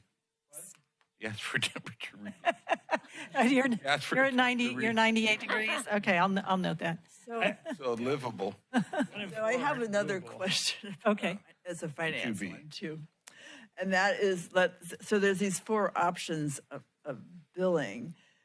And then assuming that if it's constant, then they are constantly going to order year after year 500 acre feet consistently, then that would point to one of those options.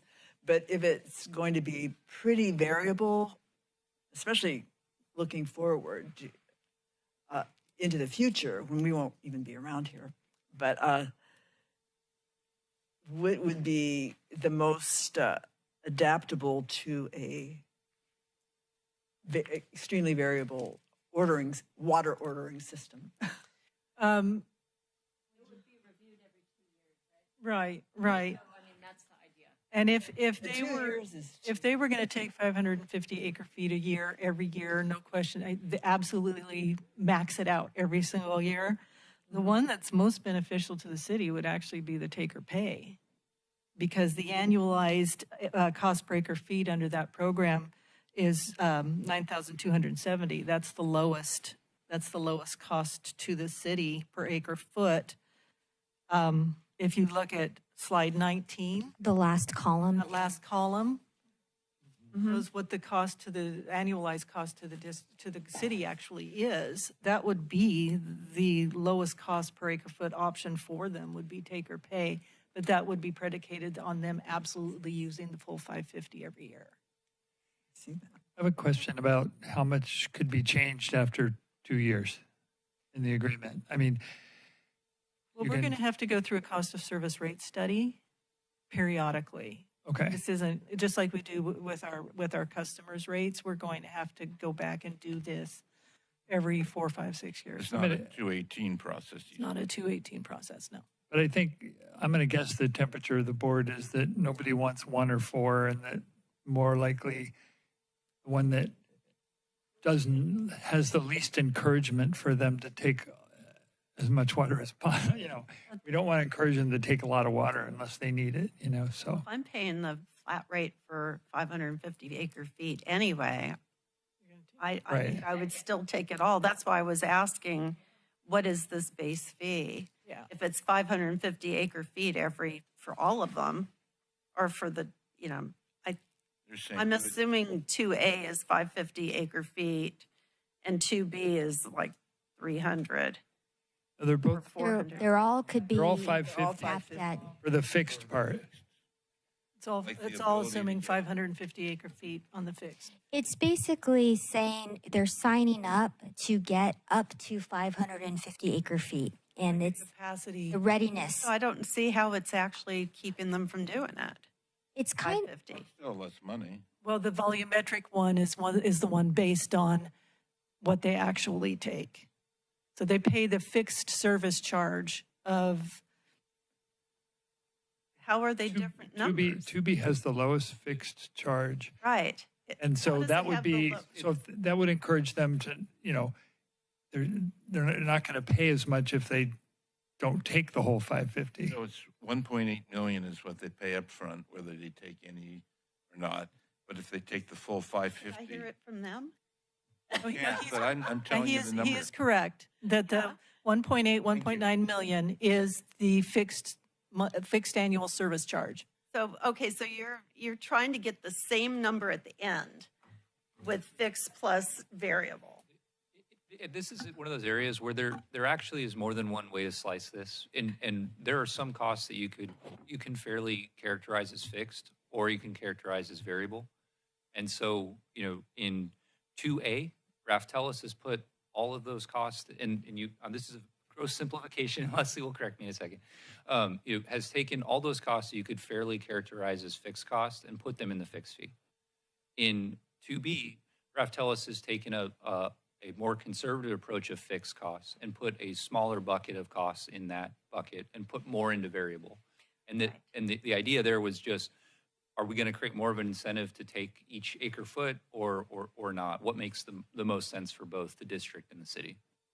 That's why those numbers are different. But if looking at I'm just, yeah. slide 19, if the city takes 550 each year, options 1, 2A, and 2B are going to be the same across the board for the revenue. Now, option 3 might be different because the variable fee depends on when they take the water. So that one could be slightly higher if they end up taking more water in future years than they would in prior years. I don't know if I was the city, I'd want this. I mean, I'm fine with us from our The one that incentivizes, them to use the water most judiciously is option 2B. Right. I see that. I'm just thinking, if I was the city, now I'm being Eeyore, and I'm looking at this, why should I be paying the base rate for 550? Because you need to buy into the capital costs of Pure Water Soquel. Yeah, we incur those costs like regardless. And so being able to guarantee that they'll get that 550, we incur those costs the second we sign the contract. And so, from staff, we do think it's important that there be a base fee that captures those costs that we're going to incur, whether they take a drop of water. But then beyond that, then there's a question of, do we want to create an incentive structure for them to take more or less water? And for us at the staff level, it cuts both ways, right? Because if we do a take or pay, the most results in the most guaranteed revenue to the district, that helps on affordability for rates. But we also have to balance that with where we are in the project and how the basin's going to respond. And so that's why I think staff's recommendation would be to put a higher variable rate, even if it may result in less guaranteed revenue over the life of this initial rate period, because it recognizes our countervailing interest in basin sustainability and not creating an incentive for them to take the full 550, whether or not they need it. Yeah, I want this to actually work for everybody. I want it to be agreed upon. And so I'm looking at it. I mean, at first when we talked about it, I was thinking the base rate was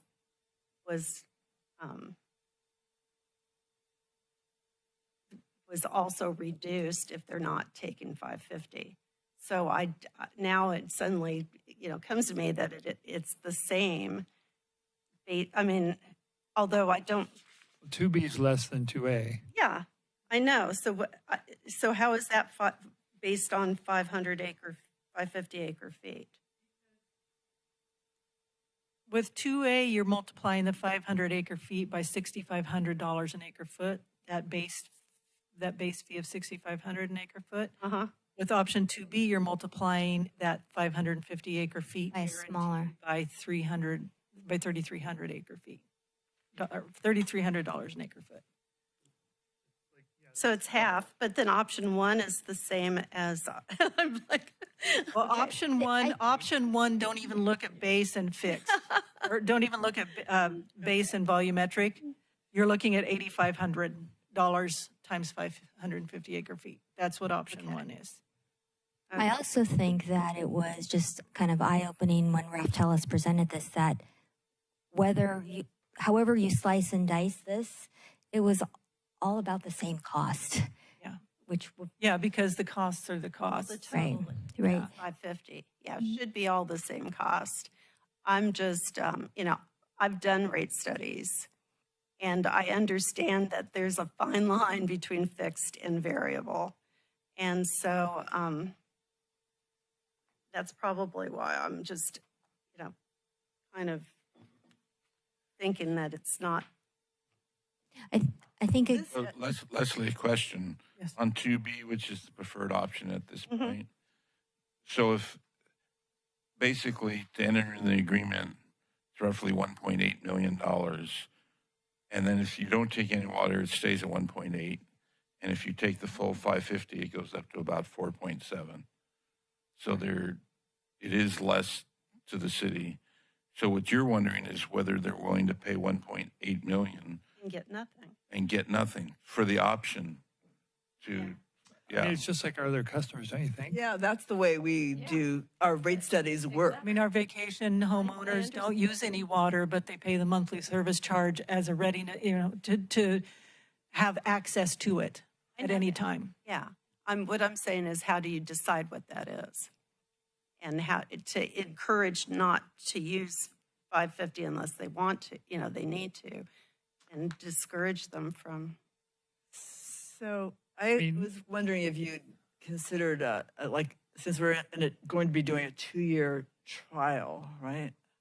A certain rate structure for that period, and then an evaluation, and then That actually gets to President Slahu's question I didn't answer, and I apologize, which is, how much of this can we change in the future? What's in the agreement? Yeah. And what's currently in the draft is a commitment to a fixed and variable fee structure, with the Well, it can't- understanding that those, the amounts of those would be updated over time, likely at the same time we're doing our retail rates, just because of economies of scale, but it's not required. And we would have Ratellis help us. So, what could not be changed based on the current agreement, absent an agreement by the city in the future, would be a move to a take or pay, yeah, because the underlying rate structure. I could just see, a couple wet years right now as we're undergoing this test, and then a prolonged drought, and the prolonged drought will have a more immediate effect on city of Santa Cruz than our district. So their needs for the full 550 acre feet would change. And so I'm just saying, how do you come up with a rate structure that functionally recognizes that while not overcharging them or without And that, making them just take our water supply because we've made it so cheap for them. that would be option 2B, I think, because what we're saying is we're going to ask you to pay 1.8, 1.9 million annually as part of the agreement that you have access to this water. It's like an access charge. Yeah, and then you pay the volumetric rate for every acre foot you actually So take. do I understand it correctly? If this agreement is signed, then they are agreed to pay that 2 times 1.9 because it's a 2-year agreement, or 1.8, whatever it is. Correct. Annually. Yeah, And do you, 0.9 annually. Not at once, no, but the total, they're committed to 2 years. you probably have a feeling for, or has this been presented or talked to with them yet? Okay. So they haven't given you any idea how they feel about rate structure or anything? Because our costs are so prescribed already, we know how, we have our debt service structure from our loans. We have contracts that have been brought to the board for approval for Jacobs. Those are all known costs associated with Pure Water Soquel. Then there were the chemical costs, power costs, and then the transmission costs. So when Leslie did a back of the envelope cost analysis about 1.5 years ago, it was plus or minus about $8,500 an acre foot. So we already knew that it was in this ballpark. So when Ratellis came forward and presented this, it was of no surprise.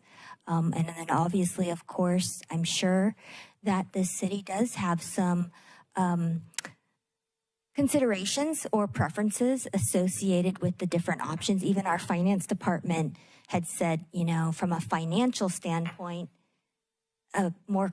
more certainty in what we're getting helps with knowing how to plan for our budget. The variable one does leave some, I think, scrutiny or discretion for setting rates, because we will have to assume, just like we do now, how much water do we forecast that will sell, and then that sets the rate or rate increases.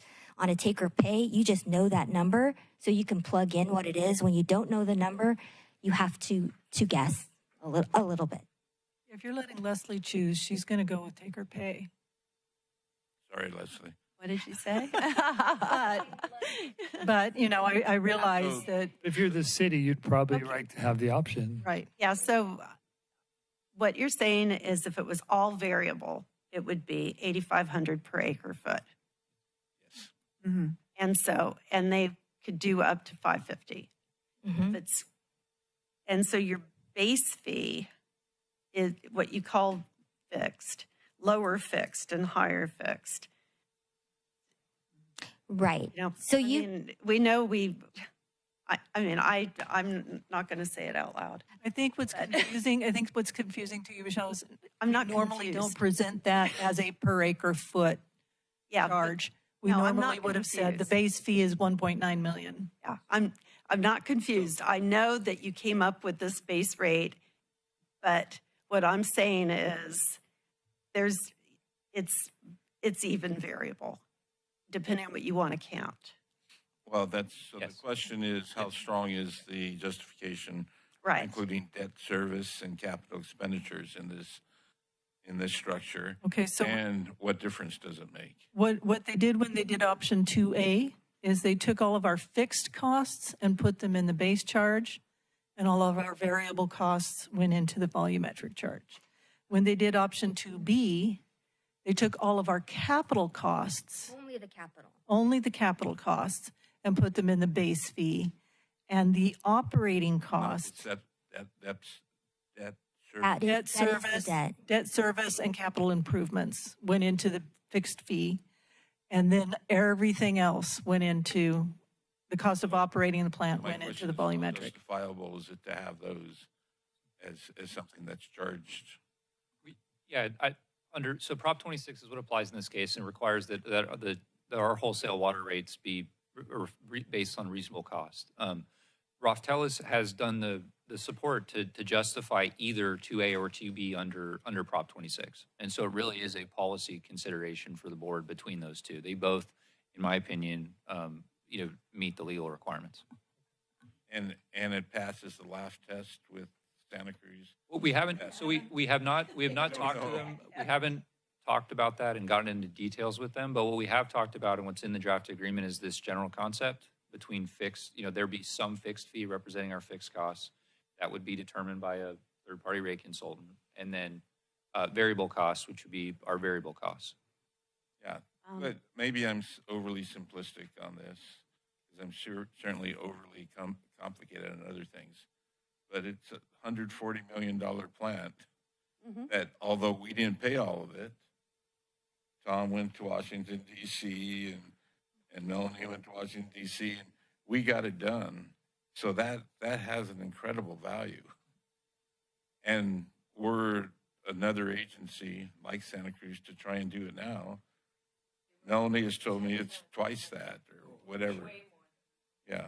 So a screaming deal is what this is, and it's being neighborly, and it does help our customers. The only question I have is, can the aquifer allow it? Can I add a little tiny perspective? I was just thinking today that 550 acre feet is 179 million gallons, and that's actually 6% of a full Loch Lomond. So it's a very small little baby step, and the variables in the agreement are changeable. So it's a way to begin a collaboration. That's the way I see it. I was wondering if you wanted to finish the presentation. Trying to sing tonight? I hope. Well, I mean, I just, Yeah, no, I they know. had more slides. Yeah. No, I really appreciate actually spending time and just Sorry about going that. through this. I apologize for a couple of the typos. And when Becca was helping format this, she even said, these two slides are really hard, and rightfully so. I'm really glad that we spent some time to go through that, because the more we talk about it, the more we can also help you understand, and then I think communicate that with the city as we go forward. But again, our intent is to bring this is a policy decision to the board to see how you would like to set this rate. So we do just have a couple more slides if you're ready for that then, Tom. These are more just some other terms in the agreement. So Josh, you want to hit on these? Just briefly, so for the O'Neill intertie, the agreement does not require an expansion to hit the 550, but the agreement acknowledges that future improvements, may be helpful. But those improvements would only move forward after appropriate environmental review and an amendment to the agreement. And the costs of developing those, working through that process would be borne by each party, and then the actual cost of the improvements would be handled in the amendment. So let's say we determine the aquifer can, I'll just pick a number, 900 feet, that it can still be, not have seawater intrusion at 900 feet. Of course, that'll be dependent on the water year, et cetera, et cetera. So if we were to improve the intertie, would that be borne by Santa Cruz or by Soquel Creek or by both? Because right now, there's no water in the near future coming back from Santa Cruz to Soquel Creek. So you could make an argument that it's benefiting Santa Cruz and Santa Cruz should. I don't know if it's a big. Yeah, and I just, I looked at that because I thought that question was going to come up. I just want to double check. That would be handled in the amendment. So the cost sharing of the cost of the improvement itself would be handled in that subsequent amendment. And this district could insist that it be a city requirement. That would be, the city would need to agree, but that would, the future board would have that flexibility. Gotcha. I think in the agreement, it does just outline that if we were looking to evaluate or plan for that, there is at least some language in there that says that we would share that kind of as in kind. So each side would pay for that early preliminary costs associated with a potential future expansion. And the logic behind that, even though it benefits Santa Cruz, it doesn't benefit the district. Are we ever going to need water back? Are they able to give us water back? They never were able to give us water in the pilot study. Very little. I mean, Director Javi, I mean, that's really a policy determination that I would defer to the board. But I would just say that if the district found itself in a situation where it made sense to enter into an agreement to expand the intertide to allow us to transfer more water, presumably we're selling more water, and there would at least be additional revenues associated with that. So I think that could be part of a policy justification for those initial, just preliminary staff costs, not like hard construction or operation. It's not a big cost, right? Yeah. The preliminary. That's correct. It's time. Next slide, please. And then another provision in the agreement just deals with the potential future expansion of the project. The current agreement, does not give either party a right to expand the project. What it does is it sets forth the process for the city to get a right of first refusal to enter into meet and confer negotiations with the district to participate or be part of that potential expansion. The process in the agreement would be that if the district becomes interested or aware of a possibility to expand the project that we would be initiating, we provide the city with notice, and then the city has a 30-day time period to exercise their right of first refusal. If they do that, then there's a 90-day period where the two parties negotiate over the terms of what that would look like. And the district would have an obligation to first negotiate with the city. If they were agreeable to the cost, timeline, specifics of that extension, then we would execute an agreement with the city for them to take over all or a portion of that expanded capacity. If during that 90-day period we're unable to reach negotiations with the city on what that would look like, then we have the ability to move forward with the expansion with whatever third party or ourselves that we initially had proposed. Clear. So, question, using Leslie's temperature taking, is there any temperature taking with the city on expansion? Have they considered, because Jennifer pointed out that this is just a small percentage of what they need. I guess, yeah, that's the question, is really what they need. If they really need 550, then that base rate is great. But if they don't really need it, and they really need 200, then that would be, But what they need during the drought is. They would probably like a higher number. Yeah. Well, initially, didn't they say 750 is what they wanted? Heidi Luckenbach, who's the water director, did come and present their study at the end of the year, which kind of reevaluated and identified what their shortage gap is and kind of portfolios or packages that they would put forth to try to meet or close the gap. So they have the long-term gap that was presented out in 2032. And then they had some interim, I think, goals to meet some of the shortage.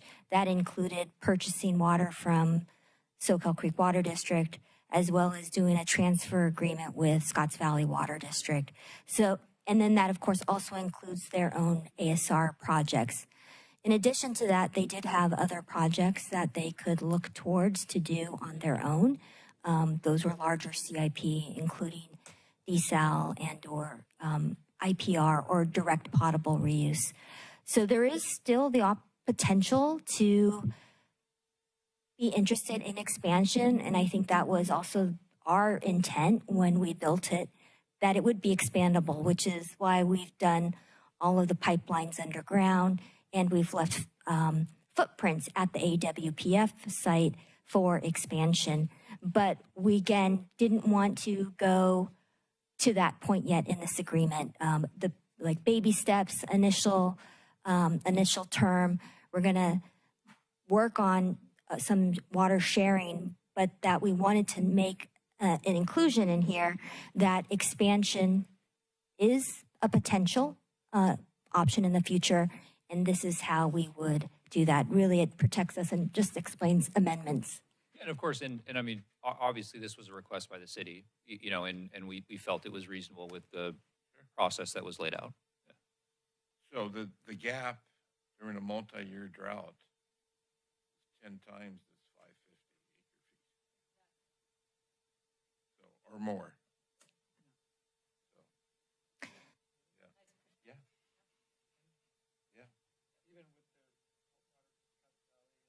Well, I don't know enough about that. I'd like to learn more about that. Some Okay, other 5 times. Okay. Are we supposed to have a motion? I don't know the status of their current. They had a number of different possibilities. We don't know all the stuff that they've been doing. We need an update. Probably. So we're just providing input. So I provided my highly charged input. Thank you. I think we have just this like conclusion slide, which is mostly just about seeking feedback on these key components. So again, in terms of the term, is a 2-year initial term acceptable to go forward in this agreement? It was, added midway through. Originally, this did not have a 2-year initial term, and that is now included, and staff feels comfortable with moving forward with this, but we wanted to get feedback from the board on that. You want individual feedback?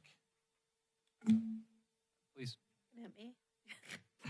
So I'll go first. I'm definitely in favor of the 2-year term. I think that's acceptable. I'd love to see not a sunset, but an evergreen.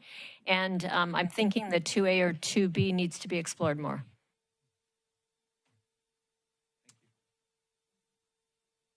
Next. Well, I would like to explore a 5-year test term, I guess. The 2-year is acceptable, but 5-year, I would think that would encompass a wider span of how it's going to work. And I'm nervous about the sunset date of 2075. I suppose there has to be one. I don't know why we even do. Yes, so it just, I would prefer to not have an end of the agreement. I think the termination notice, I'm satisfied with the termination. I thought that was pretty well organized. And the sticking point is the monitoring and mitigating of groundwater conditions, and seeing if, in the chance that we might have adverse information coming in, from our data collection, we need some way of dealing with that in an orderly way. Yes, not shut him off, not continuing business as usual. So, and I trust you and Raf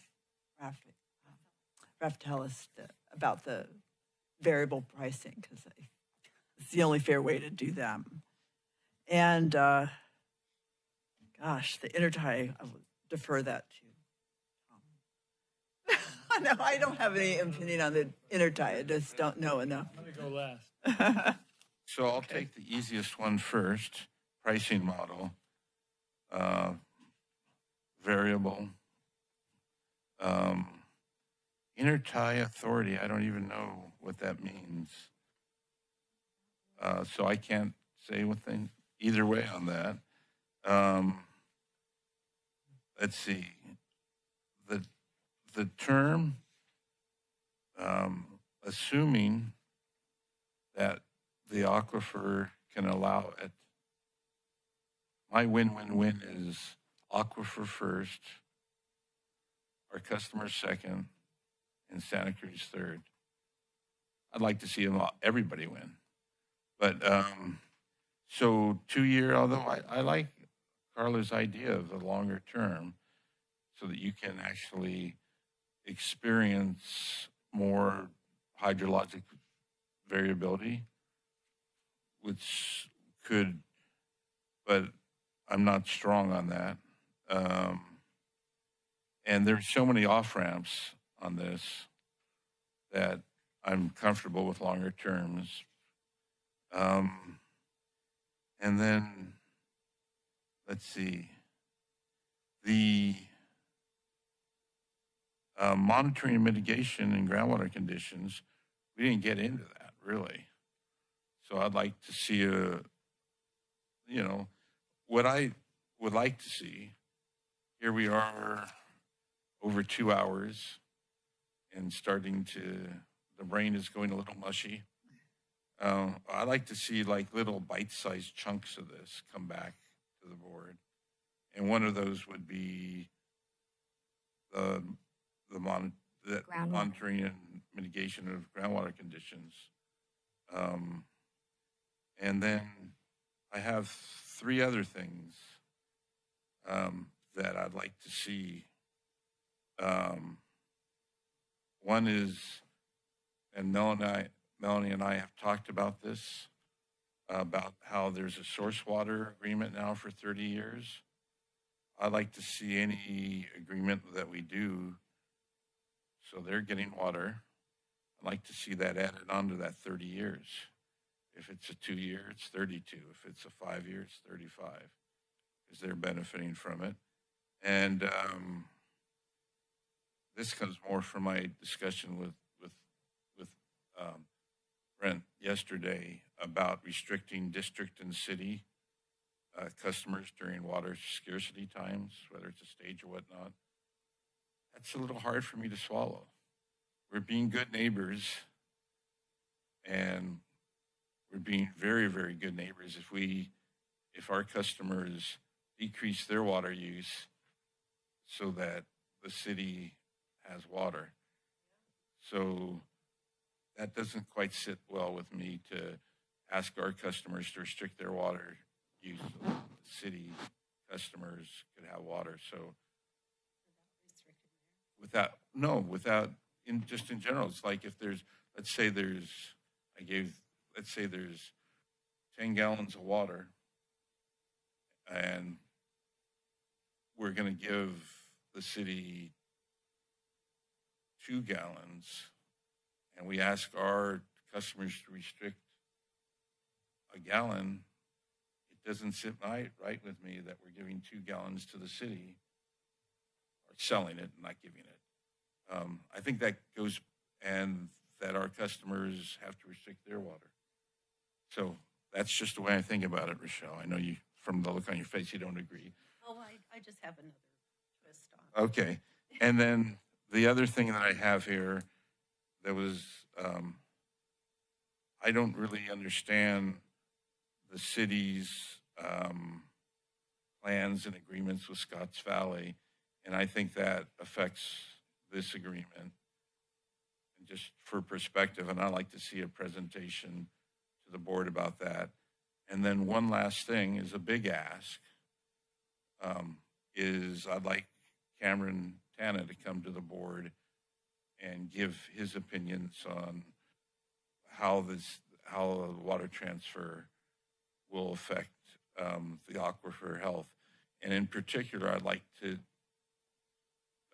learn whether the modeling he's done has looked at drought periods.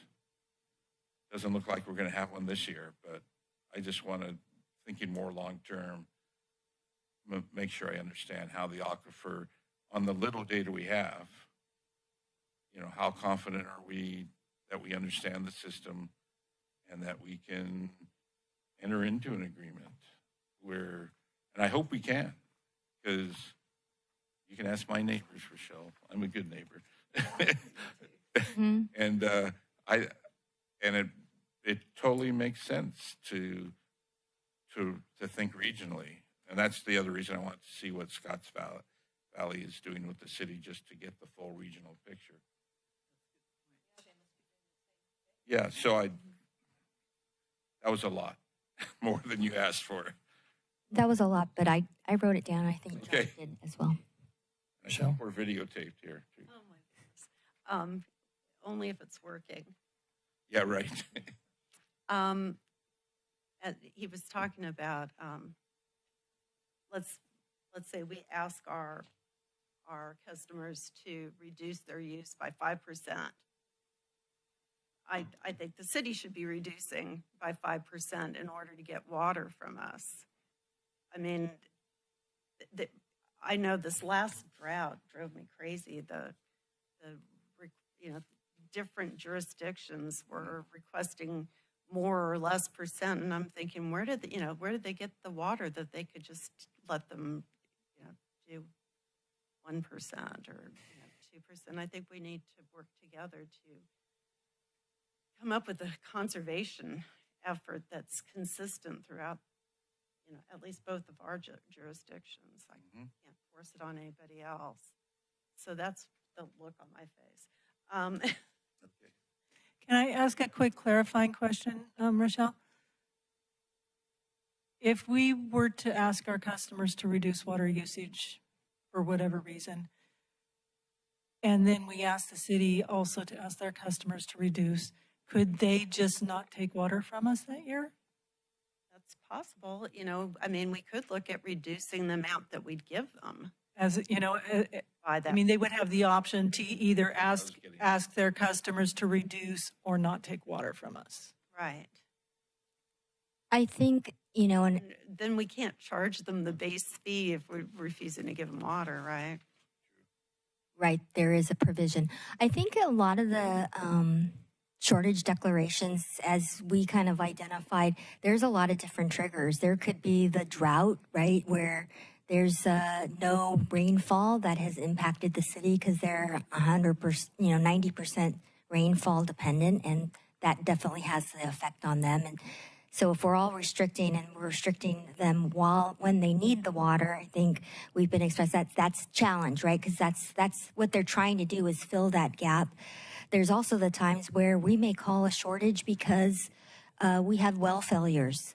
And we definitely, like what Nick had mentioned, we might have multiple well failures that go out, and we do need all of our customers to use less. And we would really hope that they could say use less because our well field, which is the well field that they're depending on, which is our well field, is got this emergency and we need to do repairs. There's also shortages related to if the Santa Cruz wastewater treatment plant has a shortfall or has limitations in providing us source water. That's something that we need to think about because that impacts Pure Water Soquel, and we would like to talk to them about it. I think that the way, and I'm looking at Brent because Brent will be listening and trying to address these, is that there are provisions in the agreement that talks about an equivalent restriction to the city.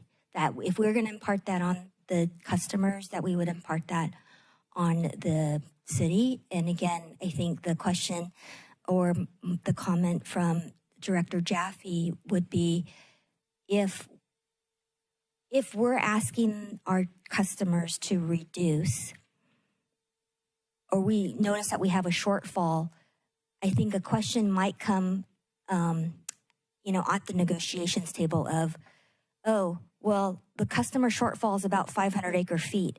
We're just going to restrict the city, and then we don't have to call a shortfall because we just made up that amount. How do we address that? Because that might be something they may want to know. how that would work and just have contract clarity. And so, And who pays? Right, Who they pay in right. those circumstances, especially if we're, giving them the service, charge base rate based on just being able to get it. So, I mean, I'm probably I think what it is these examples are real simple. And there's more to it than that. You good? So, not, Okay, I know you're last. I'm waiting. Good. Thank you. So, Melanie, would you consider adding undesirable It's on effects? there. It's part of Article 12, I think. Well, right. I think you When want to you make talked sure about reasons for why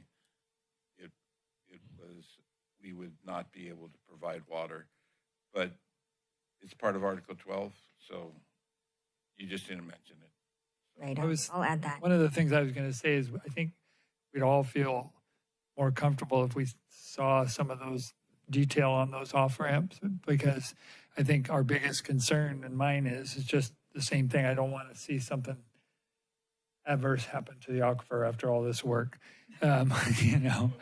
And so I think I'm guessing, and just from the reading and from talking to you guys before, just that there are protections for that.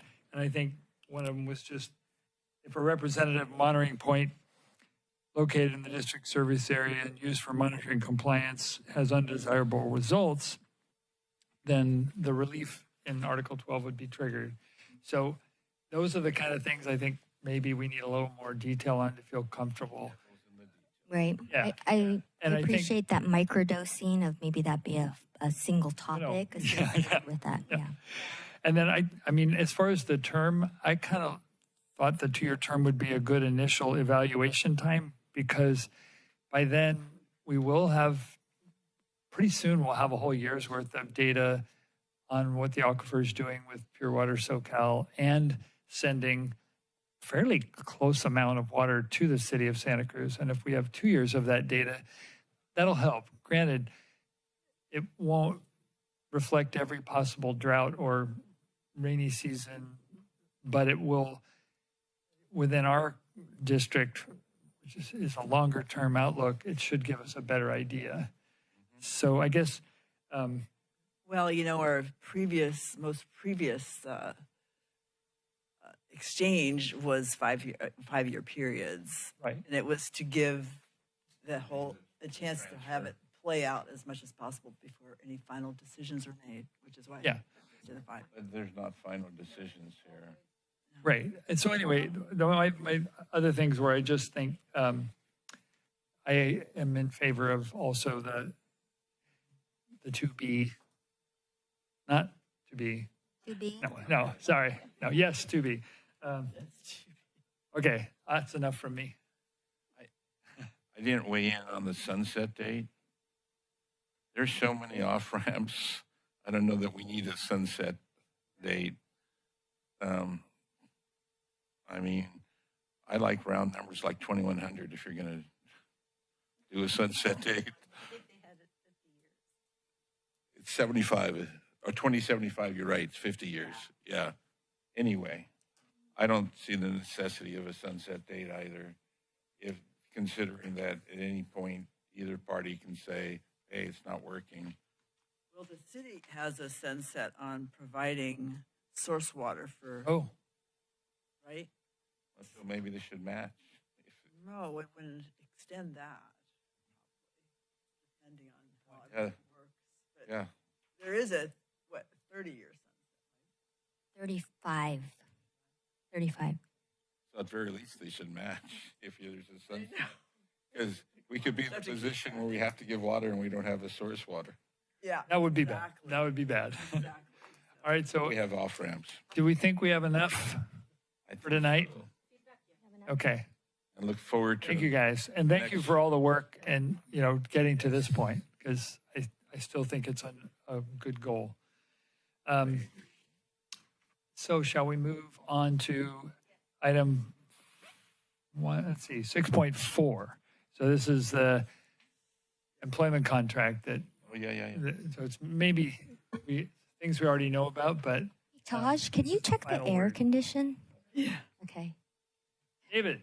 Yes. Good evening. I have no slides, so I just wanted to go right forward and say that the purpose of this item is really administrative. We want to bring back the updated MOU as well as updated job descriptions for each of the field and office employees that were part of these negotiations. Back on July 21st, we brought forward the tentative agreement for a successor agreement with SEIU. And so this is now bringing back the full MOU with the red lines as well as a clean copy of the MOU. And I will say it's part of the request in terms of the recommended action approving the resolution 2616.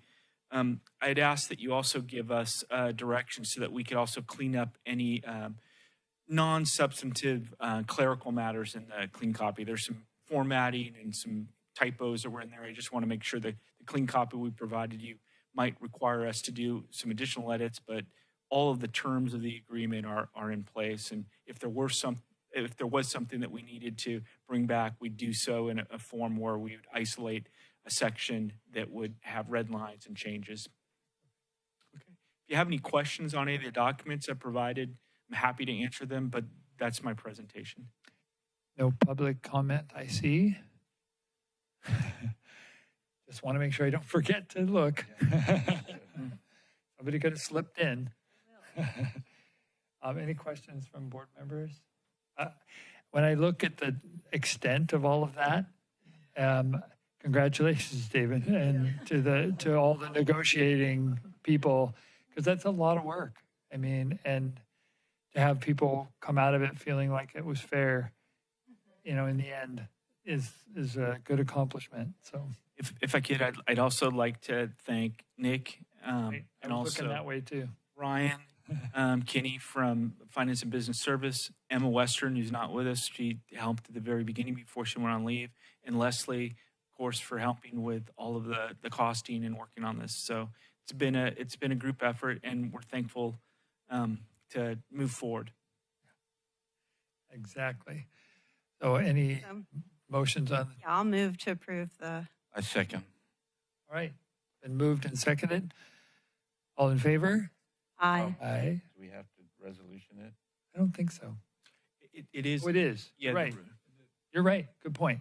Yeah, Roll call vote. Motion's roll call is not required for adoption of a Oh, it isn't? resolution. Yeah, as long as everyone's in person, so. Okay. Well, then let's do that again. All in favor? Aye. Aye. All opposed? All right. Motion carries unanimously. All right, thank you very much. Awesome. That was something we used to before have in the motion by roll call, and then Josh informed us that it Said, wasn't okay. necessary. It's only when somebody's not here. Okay. Okay. Thank you. That's right. What a good memory. You are so on top of it. You can go. You don't have to be here. Okay, so I'm going to guess that you have a specific thing you're looking at. Very specific thing. Okay. Good guess. One that says Director Jaffe and is in red. You got it. Okay. Okay. Let me get to the page. So it's page 163 to 512. And I have it on the screen as well, if that's Yeah. helpful. I see that it was added, and I was going to ask first to comment that this I'd like to see also in addition to the recognizing our customers, I would like to see a statement of like a snapshot of where we're at in our transition in the aquifer for now that we have Soquel, Pure Water Soquel. So just acknowledging the critical overdraft and historical critical overdraft, and basically we're not out of the woods yet. So kind of both a thank you and an informational thing. And then I was wondering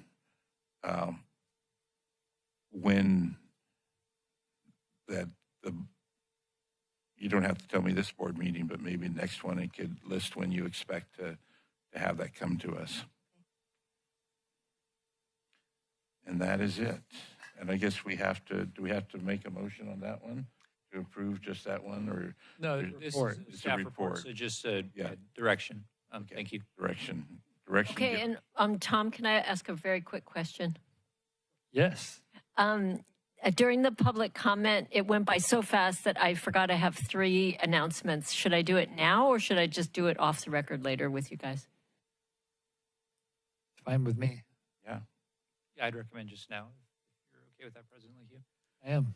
Okay, really quick, I'm sure you're aware of the new digital twin of the lower Pajaro Valley River that UC Berkeley's working on. So I've contacted all the scientists and all of the grad students, and I'm going to be taking a tour and being involved with that. So I will keep you up on that. Also, the flood control I'm on the board for the Zone 5, which, as you know, is not Pajaro Valley, but it's Capitola's city of Santa Cruz. And they're having a special meeting next Tuesday, but I'm going to be at the reuse conference with you guys. And so I just wanted to let you know, there's not going to have any representative from us at that meeting. And then thirdly, I'm going to be in London and Scotland in September. I won't be here at that meeting. Thank you. 15th, sorry, Not going to call. 15th. Yes. I've called in from Italy before. You've called in from other places. Yeah, I know. So have I. All right, so meeting adjourning to closed session, Yes. correct? Thank you. All right. Oh, my. Okay. The good old days, the bad old days. Well, I mean, I knew that. I mean, this is a big deal.